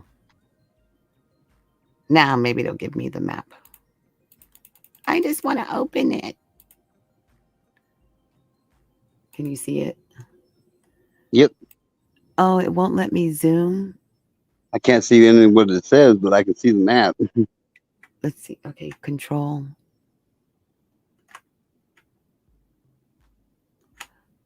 Oh, it doesn't really show it. Okay, so it's on both sides of the road, like this corner, and this corner. Oh, It's wow. crazy. It's crazy big. Wow. But it's another one of those, like, I'm like, wow, they have their own separate freaking place out there. Just YouTube. Yeah, it's beyond, it's crazy. And I mean, I kind of like grew up out here and I didn't realize like we've got Adobe, we got Western, you know, you've heard of Adobe, Acrobat Adobe, Yeah. and they read like PDFs and stuff. Like their main office is probably like 3 blocks away. I was like, wow, I didn't realize that. Like it's just all industrial computer stuff. And I'm not computer savvy, so I feel like a complete ding dong. Like I'm like, I live here, so I mean, shouldn't I kind of know this stuff? Like, shouldn't it be like bred into you kind of thing? Maybe if I Yeah, walk, I'm not maybe if I sure. walk by it enough, maybe all that knowledge will rub off on me. Yeah. It's supposed to be the golden state, but it's, yeah, I get it, sunshine. I just now caught on to that. You're not too far from me, are you? You guys? You're only like a state Depends away. on yeah, What? depends on like, are you from the upper part of the state or the lower part of the state? Upper. Oh, Yeah. probably. No, like No, I could right next door. Huh? I could probably depending on what part of the upper part of the state you're in, like I could probably make it to you in less than 6 hours. Wow. Do you guys But ever go yeah, to like Lake Tahoe? Have you ever been there? No, I've never been there. Inky, I've never been able to take my family on vacation in the whole time we've been together. Well, you know what? Maybe we could set that as a goal. Hell yeah. Yeah, You know, I'd love to. we could I'd love start a to. little vacation fund goal and work towards that goal for a vacation. Yeah. Yeah, Like I would absolutely. really like to start a goal on going to like Disneyland and what's the other one that's over there? Because I have never ever, and I am 50 years old and I have never been there. How sad I've is that? never been there either. I've never been there either. What do you guys have for like amusement? We don't. You guys don't have We amusement have stuff. we have a place in Farmington, Utah. It's called Lagoon,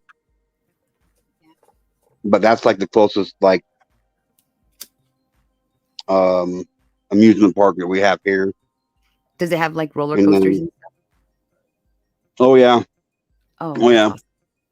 I'm gonna tell you about this one roller coaster they got there, okay? And then I'm gonna jump down from here. But Okay. the name of this roller coaster is called the Cannibal, okay? Mm. And it is what its name is, okay? This motherfucker will eat it'll eat its own, It's okay? pretty scary. Pretty scary. So the first time I go on it, okay, I'm with my wife, my brother-in-law, and my sister, okay? And I don't know how the fuck they worked it out, but we were in the very front cart, okay? Now, the very front, okay? Now, these carts, they're not like a normal roller coaster cart.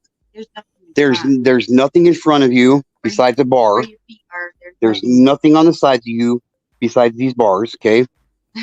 So you get in it, and it's open, okay? So you go up this little track a little bit, and then it stops, and then what seems like I don't know 3 hours, you just slowly start rising upwards and upwards, and it gets darker and darker and darker, and then all of a sudden it stops. This fucking huge door opens, and you can literally see the entire Great Salt Lake. How high? I don't. It's like really. It's pretty high. It's called the Cannibal. Yep, Yeah. it's called the Cannibal. Okay, and what it is, it lifts you up and it puts you onto the track. Okay, and it's a fucking like 44-degree inverted straight downhill drop. So not only are you going straight down, you're not going straight down. You're going down and in. Oh my! I passed the fuck out. I blacked out. He did. He passed out. I Yep, had that's to it right Google there. it. Oh my gosh, that looks like Oh my gosh. Blech. And being in the front seat is And terrifying. like that's It was terrifying. that's the view I had right there. That's the view we had right there. He's like, "Can I get it back off? Can I get off? Can I still get off?" And so it does the. I remember coming out and doing the inverted drop, and then that's about Yep, all I I. looked over and And his that arms were flapping in the air. and that's about all I remember. And then the next thing I remember, I woke up at one point and we're coming around. If you keep playing the whole ride, I'll be able to tell you that big inverted loop right here. Yep, that's where they drop it off at, okay? And then this first big loop, the one that's kind of pointing up sideways. Yep, Are you right upside there. down when you fall? Oh, yeah. You're looking straight at the motherfucking ground. Yep. And then they spray like water on you when you're doing the first the twist. They like water squirts out, and I'm like, oh my god, was that throw up? You know, I was thinking maybe somebody threw up or something. It was crazy. It was crazy. Oh my So- gosh, look at that thing. Oh my, yeah, I don't need to look at it. I've been on that son of a bitch. So He's so like, I remember. up for like 3 hours. Oh my gosh, and it's dark. I couldn't imagine. Oh yeah. Because see, 'Cause you don't know what to expect, you know. You're like, something gonna jump out, or especially sitting in the very front of that, sitting in front of that car, dude. Okay, like it's clear. There's nothing. there's nothing there, dude. There's nothing there, dude. Like Do you you're want- in the fucking. I'm like, can I sit in the back? Do you want me to play the video? Oh yeah, I'll tell you exactly what happened. Like right here, I'm like, yeah, okay, and I'm blacked out. Yeah. Flapping around Okay, in the air. now, yeah, I'll go through it step by step. I'll do what I can remember anyway. To be metallics, Like, I don't just stand out. it's I great. shine. You guys will laugh your asses I off. decide. Everybody else did. And he woke up and he was screaming. So when you come after you get up in the tower, they don't show that you're connected to the fucking tracks at all, okay? At all. They don't show you that you're connected to the tracks. So like this is legitimately the view that we had right here. This view is perfect, dude. And I was on the outside corner. There was nobody to my right, and my wife was to my left, and my sister and my brother-in-law was on the outside edge. Yes. Okay. Now, Wait. How oh does my it go God. up? You're not connected to Oh, anything? oh yeah, that's the whole fucking, that's part of the draw to it, okay? It's because you don't know what the fuck's going You on. don't know what to expect, what's coming. And it legitimately seems like it seems like it takes a fucking eternity to get to the top. And when you get to the top, it's pitch black. You can't see shit. He's like, can I change my mind? Can I change my mind? Can I change Like- my mind? The guy's looking at me like, probably he's looking at me like, motherfucker, you're already like a quarter of the way through this fucking ride. What do you mean change your mind, dude? But You know what there's I mean? no track here. How in the hell does it get up there? There's nothing here. Yeah, because it connects to that little teeny red spot right there in the middle, and it pushes you straight up, dude. Yep. So okay, now play it, and then once you get to the top, you don't see that it literally slides you onto the track. So my fucking thoughts like, we're gonna fucking die. Okay. Hi, guidance. She said hello. I can't see screen do or have glasses on, but hello. Okay. Mhm. So does it like shove you up? Okay, I'll just play. It's actually real gentle. You can hardly even feel it's moving.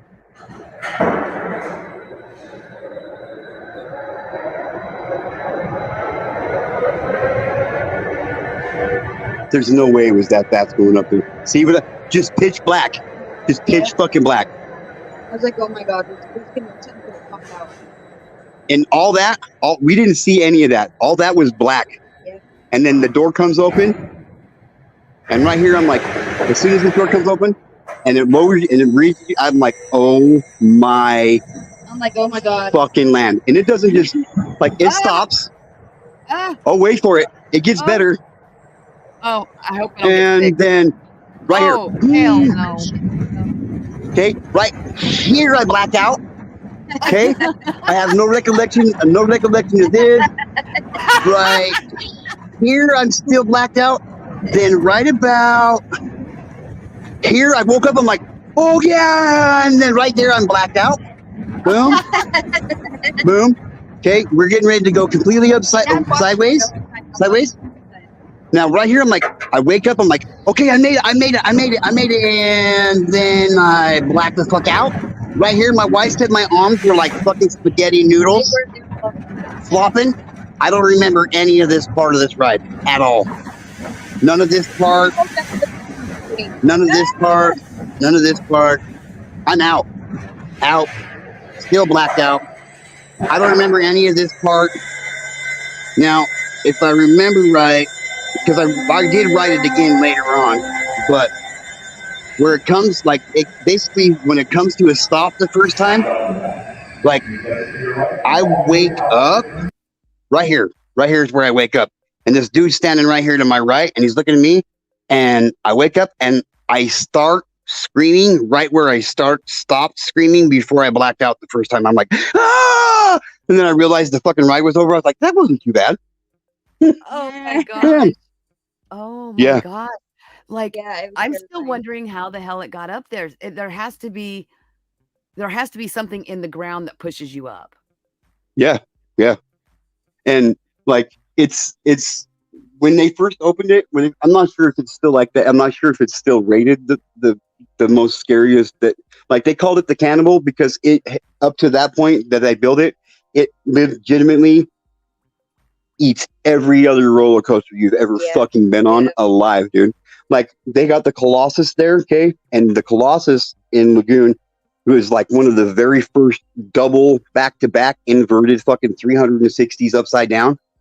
Okay. Yeah, the Colossus ain't shit. And it ain't shit anymore, Compared dude. to that. Like, and I'm telling you, you want to ride a fucking fun roller coaster? Well, you'd have to ask my wife if it's that fun. I don't remember much of it. I kept my eyes closed So, the whole time. like, I'm like, it was pretty like, scary. legitimately. Wow. Well, remember we were saying about, getting a fund going for you to take a vacation with your family, and Sunshine said that she would help with that. So I'm sure we could get something together to where you could, have a nice vacation with your family. That would be awesome. Yeah. That would be awesome. Mm-hmm. We need to do That that. would be awesome. We'll pitch that idea. That would be really, really cool. Oh, yeah. She said she was at Disneyland when she was a kid, but hasn't been there since. I'm so jealous. I've always wanted to go. The big house with the water moat and all that stuff is like, I don't know, it's kind of cool because I'm always going to be a kid at heart. She's Yeah, like, you know, look at, she's puking and she isn't even on the ride yet. I mean, I'm a kid at heart too, but I honestly, with my anxiety and some of the other mental problems I got, I wouldn't be able to do. I would not be able to handle Disneyland. I wouldn't. That's way too many fucking people for me, man. Yeah, I don't know if my daughter, it would probably have to be on a day that would be really kind of slow if they have one of those, where it's not so busy, because my daughter, she does have agoraphobia.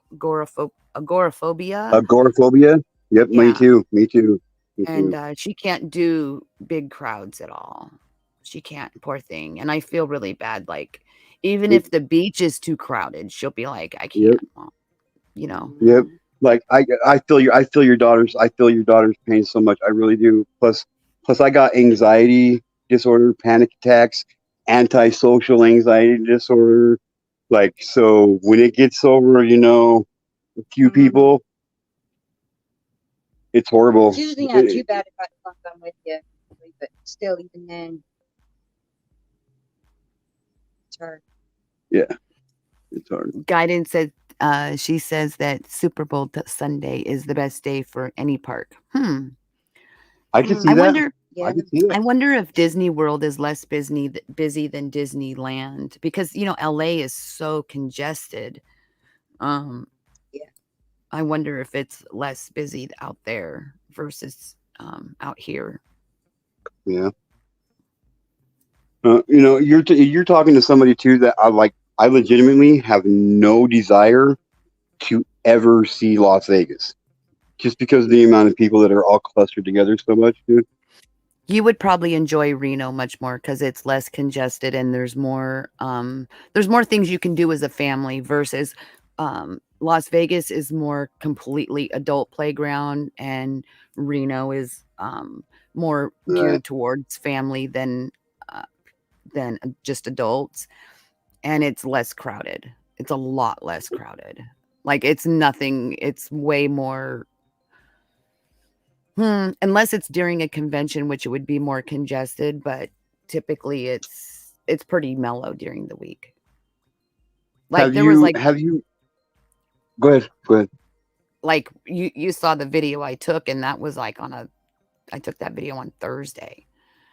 Yeah. So it was like almost the weekend, and it was still like not that many people really out there. Yeah.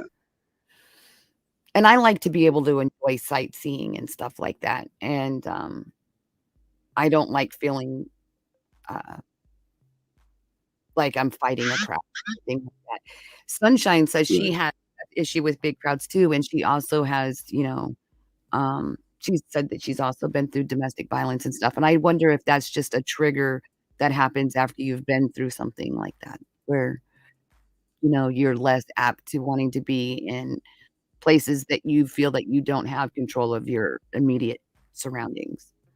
Yeah. Yeah. Um, Like my shit's so bad. Like I'm okay as long as I'm around in my neighborhood because I've lived in this neighborhood my entire life.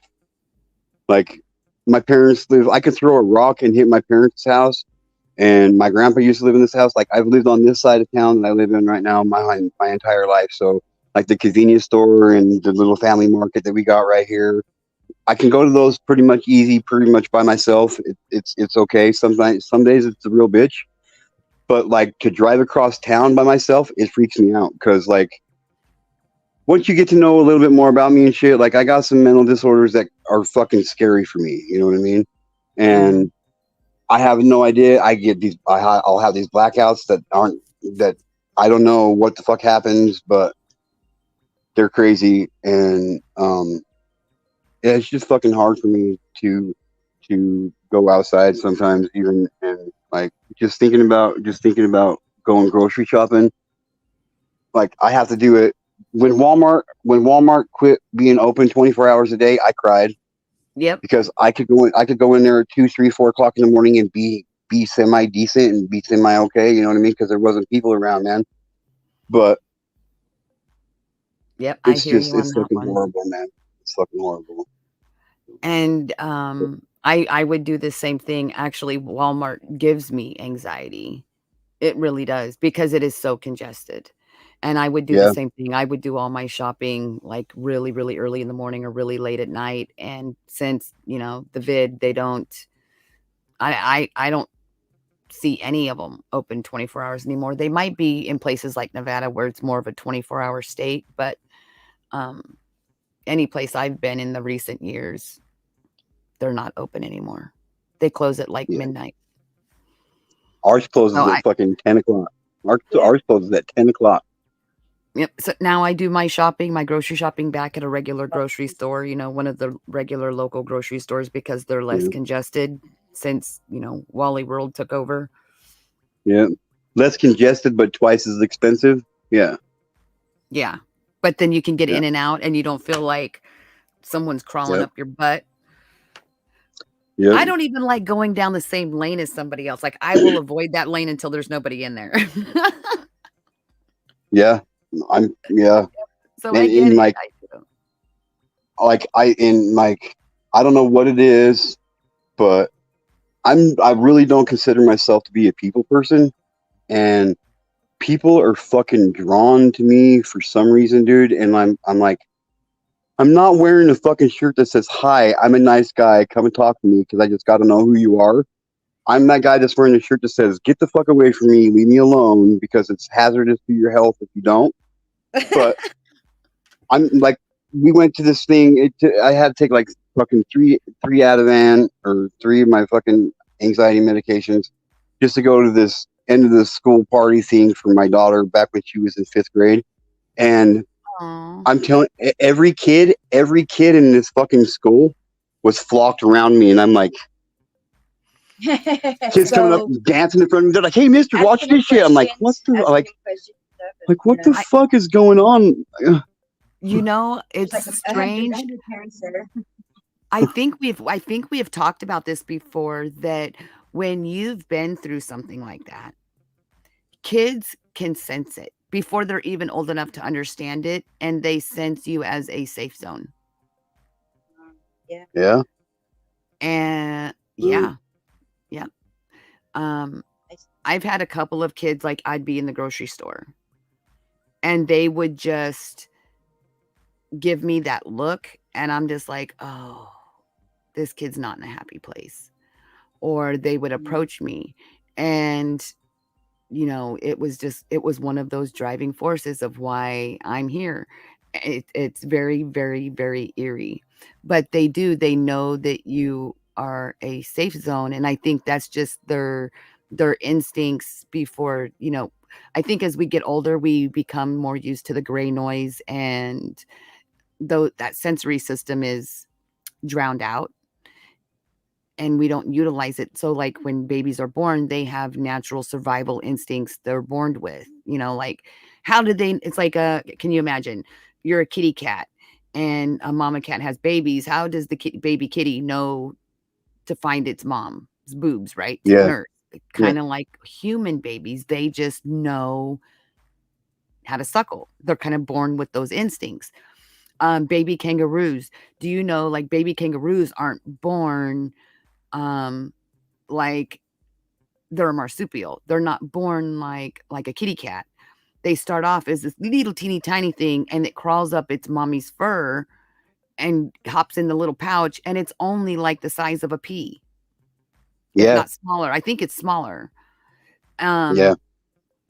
And it wiggles its way through the fur, kind of like how when we go through fertility and the egg comes, through the fallopian tube, right? So their stuff is on the outside and goes in the pouch. And it knows that. So it's just like babies, like kids, like I think that they have those natural instincts. Whereas when you start getting older, all of the stuff that's from around us that we absorb kind of drowned out those natural instincts. Like if we still lived in the caveman days, we would probably still have those. Kind of like Yeah. when we were kids. And they sense you as a safe zone. And so they want to communicate that with you. They're letting you know it's okay. And No. you just have to be, and it's kind of hard because it can make you feel kind of awkward. Like when my kids were growing up, like all the kids in the neighborhood, they knew that it was a safe place. They could come, they could play video games, they would have lunch until their parents got home from work.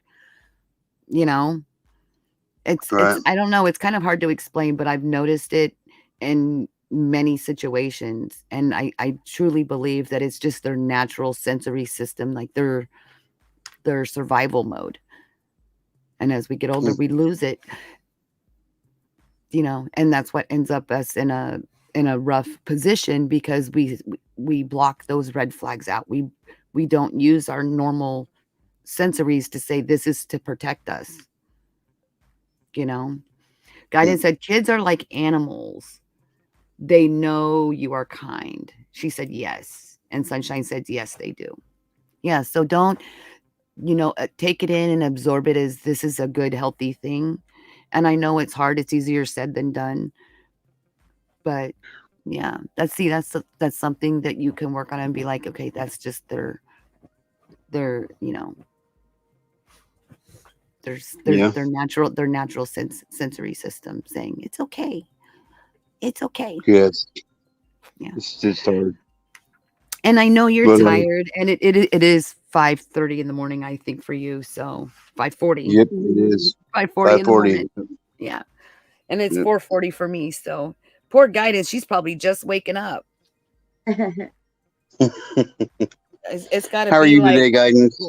4, 5, 6, 7. It's got to be like 7:40 in the morning for her. She's probably getting ready for work. Oh wait, is it? No, it's Saturday. It's Saturday. Well, she might work on Saturday, or the babies might have woke her up. Or she could just be getting laid back down from babies waking her up. I couldn't imagine. She has some little ones, and they're so close in age. I couldn't imagine doing what she does. Sunshine she's says 440 there too. Yep. She Like said she was legitimately abandoned. within Poor thing. Well, I didn't want to Hey, give out too well, much of your information guidance. I was trying to keep it, within that box. you know. But all right, sweetheart, I'm gonna get out of here. She said, "Help me." Okay, Oh, what you do is, like, one time my parents went out of town and left me in charge of watching my baby sisters. Now I got two younger sisters that are like 14 and 15 years younger than me. Okay, my parents had a wild idea and decided to have another couple of kids after my sister and I were almost out of high school. So, um, they put me in charge of watching them, and they were off the hook. So I legitimately, I'm not proud of it. I'm super proud of it. I legitimately duct taped one of them to the floor, and I duct taped the other one of them to the corner of the sofa, and I had a peaceful night. So that's the help I can offer you. I mean, I probably wouldn't do that because your kids are a little bit younger than my sisters were, and I wasn't an adult yet, so it really couldn't really be considered as abusive. But I had to do what I had to do. I had some peaceful moments. I'm not gonna lie, but they were ransacking the house, dude. I walked in the house because I wasn't allowed to smoke weed in the house, and so I went outside smoking bowl. I came back inside. My little sister is legitimately climbing her way up the top of the motherfucking curtains up to this little cabinet my parents have above the main window in their house, getting this fucking bubble gum down off the top shelf. I'm like, what in the? Are you kidding me? Like, so I was like, fuck this. I can't do it. So I legitimately duct taped one of them to the floor and duct taped the other one to the sofa. oh my We goodness! laugh about it now. I used to take when I had my youngest, and I didn't want him to fall over. He was watching television. He was only probably maybe 6 months old. And no, I don't even think he was that old. And so I would take his blanket and I'd tuck him in the corner of the couch. And I would take the blanket and I would tuck it into the couch on each side. So it was like a little car seat on the couch. And then he got too big and he could start getting out of it. So then I was like, man, now I'm going to have to keep him in the floor. I was going to have to keep him in the floor because I was afraid he'd fall off the couch and break something. Yeah. Yeah. She goes, the daughter tag teams him, but alone. Send me prayers. She's oh my goodness, I couldn't even imagine. I couldn't even imagine. I mean, can you have a hard time going to sleep with one and they wake up every 3 to 4 hours? Could you imagine two? And if they weren't on the same sleeping schedule, oh man. Oh, yeah. You never get hardly any sleep. My one sister, Every one of them would have leashes on them, and I would have one of those metal things, like the runner that you can put cattle a dog prods? on. Oh no, the metal runner between trees that you can hook a dog to. I know, don't judge me. That you could hook a dog to and they can run back and forth, right? I'd have those wires hung up through the house so I knew they wouldn't escape. I mean, can you imagine when they get old enough to start trying to run out of the house? Oh dear God, I would have I'd have to live in the country with a freaking electric fence. Right? No shit. Yep. So guidance asked how old they were. The one sister was 4 years old and the other one was 2 3/4 years old. Wow. Yeah, they were kind of a handful, but I had to do what I had to do. They were kicking my ass. It could have been that or the weed, but I'm just saying, like, I mean, it was a peaceful night. They slept good. They woke up. They weren't duct taped to the floor and sofa anymore. I mean, they told my parents I did it, and one sister was like telling them, you taped me to the floor. I'm like, oh, come on, Mom, you really think I'd do that to your daughter? Come on now, And now we joke about it. I'm like, yeah, I really taped her to the floor, and I really taped her to the goddamn sofa. Like they were like, it wasn't easy. I was fighting both of them the whole entire time. It took about I used a roll and a half of duct tape. Oh my gosh. You know how hard it is to get a moving object taped to the floor? Well, you got another one crawling over your head and around your back and trying to pull your hair. I mean, it was fucking crazy. It was crazy. Shoot, Legitimately. my oldest used to watch his little brother when I was in college. And I'd be like, okay, I just need you to, like, I know you had a long day at school, but mommy's got some papers she's got to write. So I need you to watch your brother. Not 5 minutes. He'd be passed out on the couch. And his brother's like sitting there hanging out of his little swing, like, hello. And he's like still swinging. And I'm like, what are you doing? Are you trying? What is going on? Or he'd fall asleep and his little brother would be crying. I'm like, you can't hear him? No, dead to the world. Oh, it was rough. Oh, going to school, working, having I kids all bet. at the same time. It's Yeah. it's insane. I don't suggest it unless you have you don't need sleep. Like if you're one of those people that can sleep 3 hours a day and be okay, have at it. If you're a No person That's that me. needs at least 6, That's me. don't do it. Yep. Right. Yep. Okay. All right, love. Inky, sweetheart. I'm getting the hell out of Thank here. you. Thank you, Sugar Glider. Mwah, mwah, mwah. Yep. Mwah, mwah, mwah. Thank you, hun. It's good to see you. Thank And you for just send me a message when you go live so I don't miss it. I think I've told guidance that too. I'm like, man, I don't always get my notifications on my phone right away because I just use my watch, and so sometimes I don't even see it until it's too late.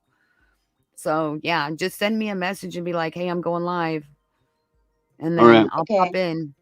Okay, love you See? guys. Mwah. Love you too. you. Thank you. You're welcome, hun. And bye. Night-night guidance. Night-night Night-night. sunshine. Thank you for being here. Little Jimmy, it's always good to see you. Gemini, thank you for stopping in.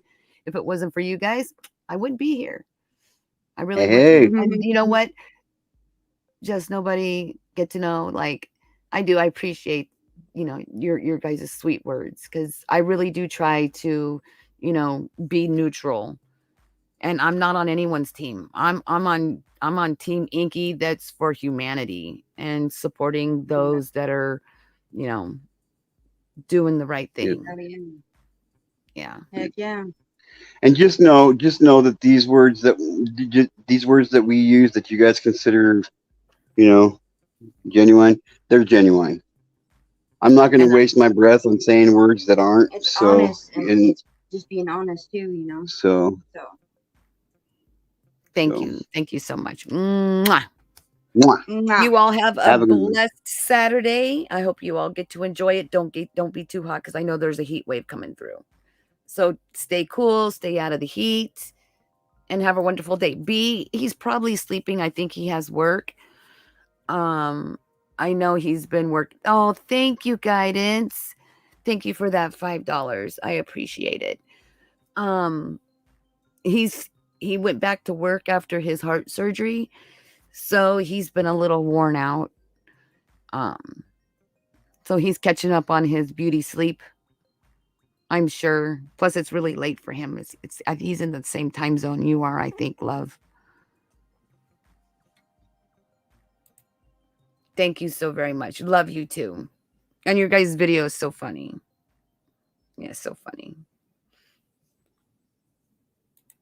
I hope you enjoyed my little circus one for Johnny. I didn't tag him in it or anything, but I thought it would be cute. Hi, AMC. Welcome. But I should probably get to bed. You found a place?